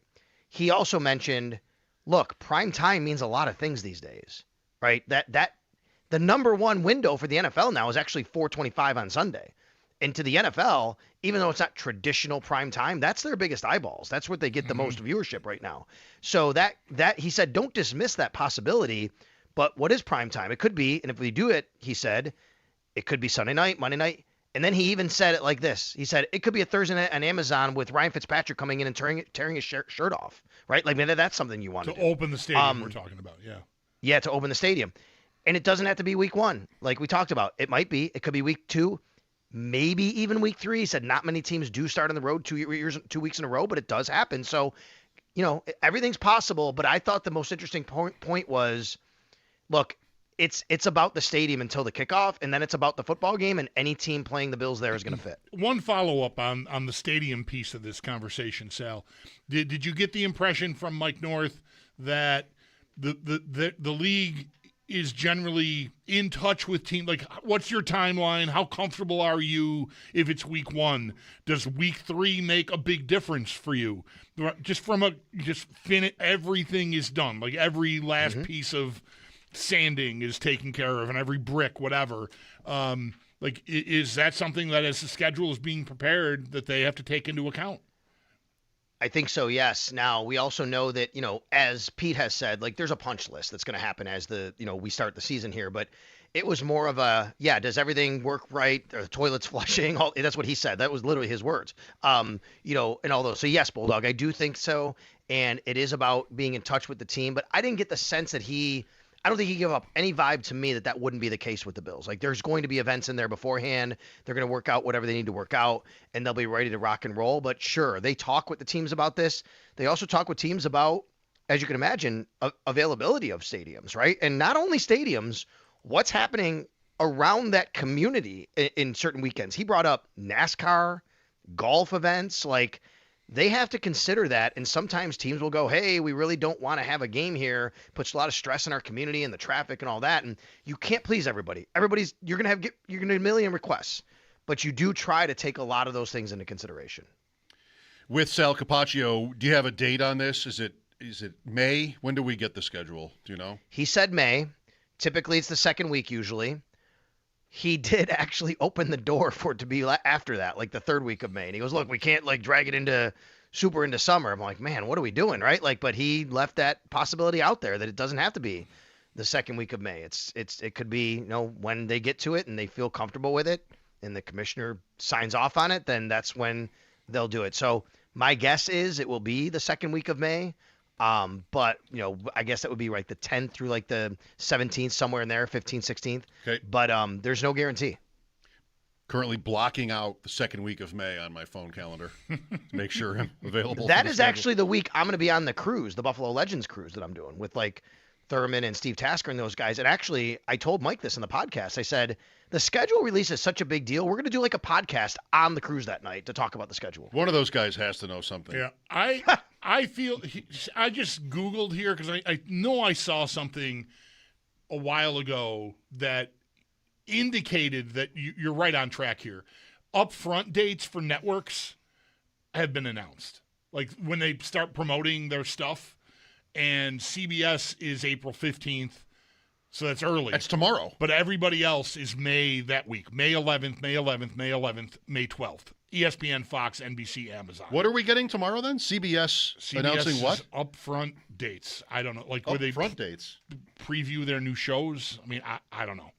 The NFL schedule typically released during this week in May, projected to be Wednesday the 13th. Okay. So maybe not a football game tomorrow from CBS? No, I don't think a football game from CBS. Sorry. They don't have any. They will prime have time. their kind of lead up with morning shows revealing certain games like they've done in the past and things like that. So no doubt about that. What was the other thing that I wanted to mention that I kind of learned? Oh, yeah. So you guys know that Friday is no longer considered a short week. So that kind of gives them more flexibility because of all the different ways they have to imagine the schedule and do all these different things and feed all their partners, basically. Like Fridays now are not considered a short week. Thursday is. So teams can play like 2 Thursday games and a Friday game this year. Like you could do that. Are the Bills, I'm sort of a little bit rusty with this. Are they definitely not playing abroad? They are not playing abroad simply not, Mike, because we know all of the teams, but because the Bills are not possible with the partners of the teams we do know, if that makes sense. We know all of the home teams, and the Bills do not have an away game against any of those home teams. Except L.A., which we know is San Francisco in Australia. Correct. That's right. We know that matchup already. Yeah, that's the one where this is the second time the Bills will go to L.A. for that extra game against the NFC, and that's the point you made about how they're going to flip that. I mean, I think probably they get to 18 games by then, but if they don't, then L.A. would come here next time, something like that. It really messes with me. That's exactly right. It really messes with me, Sal. Like, I've always known the schedule format, and sports marks the time for me, so as weird as it might be, super geek with this, but you put a Bills game in the past in my head, I can tell you most of the time what year it was. And the NFC alignment is what makes that possible because it's a 4-year rotation, but now this will be the 6th year of a wrench being thrown into that, and I have to go back and like, okay, well, was that division or was that just that one game? And that's why I hate it because it messes with my brain. Well, you're like that person that you're the person who the people like do infomercials for and say, you have to retrain your brain, so pay me a lot of money and I'll show you how. I know that should be free. It's so annoying. It should be anything like that should be free because who wants to do that? All right. We only got a minute or two here, Sal. Yeah. I don't have a draft question ready. Is there anything new in your brain about the Bills and the draft? No, I see a lot of mocking of Caden McDonald specifically, but defensive linemen, and I think though that's starting to trend a little bit. That's where my brain's been. So now when I see that, I'm like, oh, maybe I should start going somewhere else, and I'm thinking about it. But I've always been, more in that camp of defensive line on where they're going to go. I still think, man, if they're going to think about pass rusher, it might really come down to what they believe in Michael Hoyt, but I could see it. And I still think wide receivers in the window. So I just think that more of the defensive line and, like talk has started to percolate a little bit lately. Okay. Week from Thursday. Sorry. Yeah. Round 1 of the NFL draft from Pittsburgh. Sal, thank you. You got it, guys. Hey, always game day in Buffalo. That's where you can find the podcast. Of course. Right. Thanks. There's Sal Capaccio on the West Hair Hotline. His appearances are always brought to you by New York's only outlet liquor. When you need to stock up, it's the place to buy a case. What's your outlet? ADP chasing tonight. Probably no schedule stuff. 7:30 on YouTube. A little early for you? Yeah, fantasy stuff. 7:30 on YouTube. The Sabres are back in the playoffs. WGR is your home for every moment of the upcoming run. Grab your Let's Go Buffalo playoff signs like the one Bulldog is holding up. For those of you lucky enough to be watching this. At Lenco Supplies, featuring incredible discounts going on now. And get there with Liberty Cab, your ride on time every time. Well, it's in caps. I like that my voice cracked. I wanted it to. I shouldn't be mocking you. I went for it. You read all that stuff, and I just sit over here and heckle you. The Athletic has a really good, it's Dom Lasician, I think, and Shayna Goldman, data-driven, team-by-team breakdown of the East. It's a bit of a gut punch, the way they did it. The Sabres came in 6th out of 8 of teams. Just, star player, goalie, checking line forward, all the different elements. And you can see that there. But Boston was 8th. Got to get them. Travis Yoast really sounded like he was excited about the Sabres' layout in the playoffs, even if it's Ottawa, the way he was talking, but especially if it's Boston, more so if it's Boston. Tampa and Montreal take each other. Somebody's losing. So and avoiding Carolina. Right. Travis was big on that. So why don't we let you hear for yourself what Travis Yoast had to say in his chat with us earlier. Tomorrow, 3 o'clock, then we've got the final game of the regular season, Sabres and Stars, pregame at 6. So very cool. We might get the playoff schedule by Thursday, too. Speaking of schedules. Travis with us, Mike Schopp and the Bulldog, next on WGR.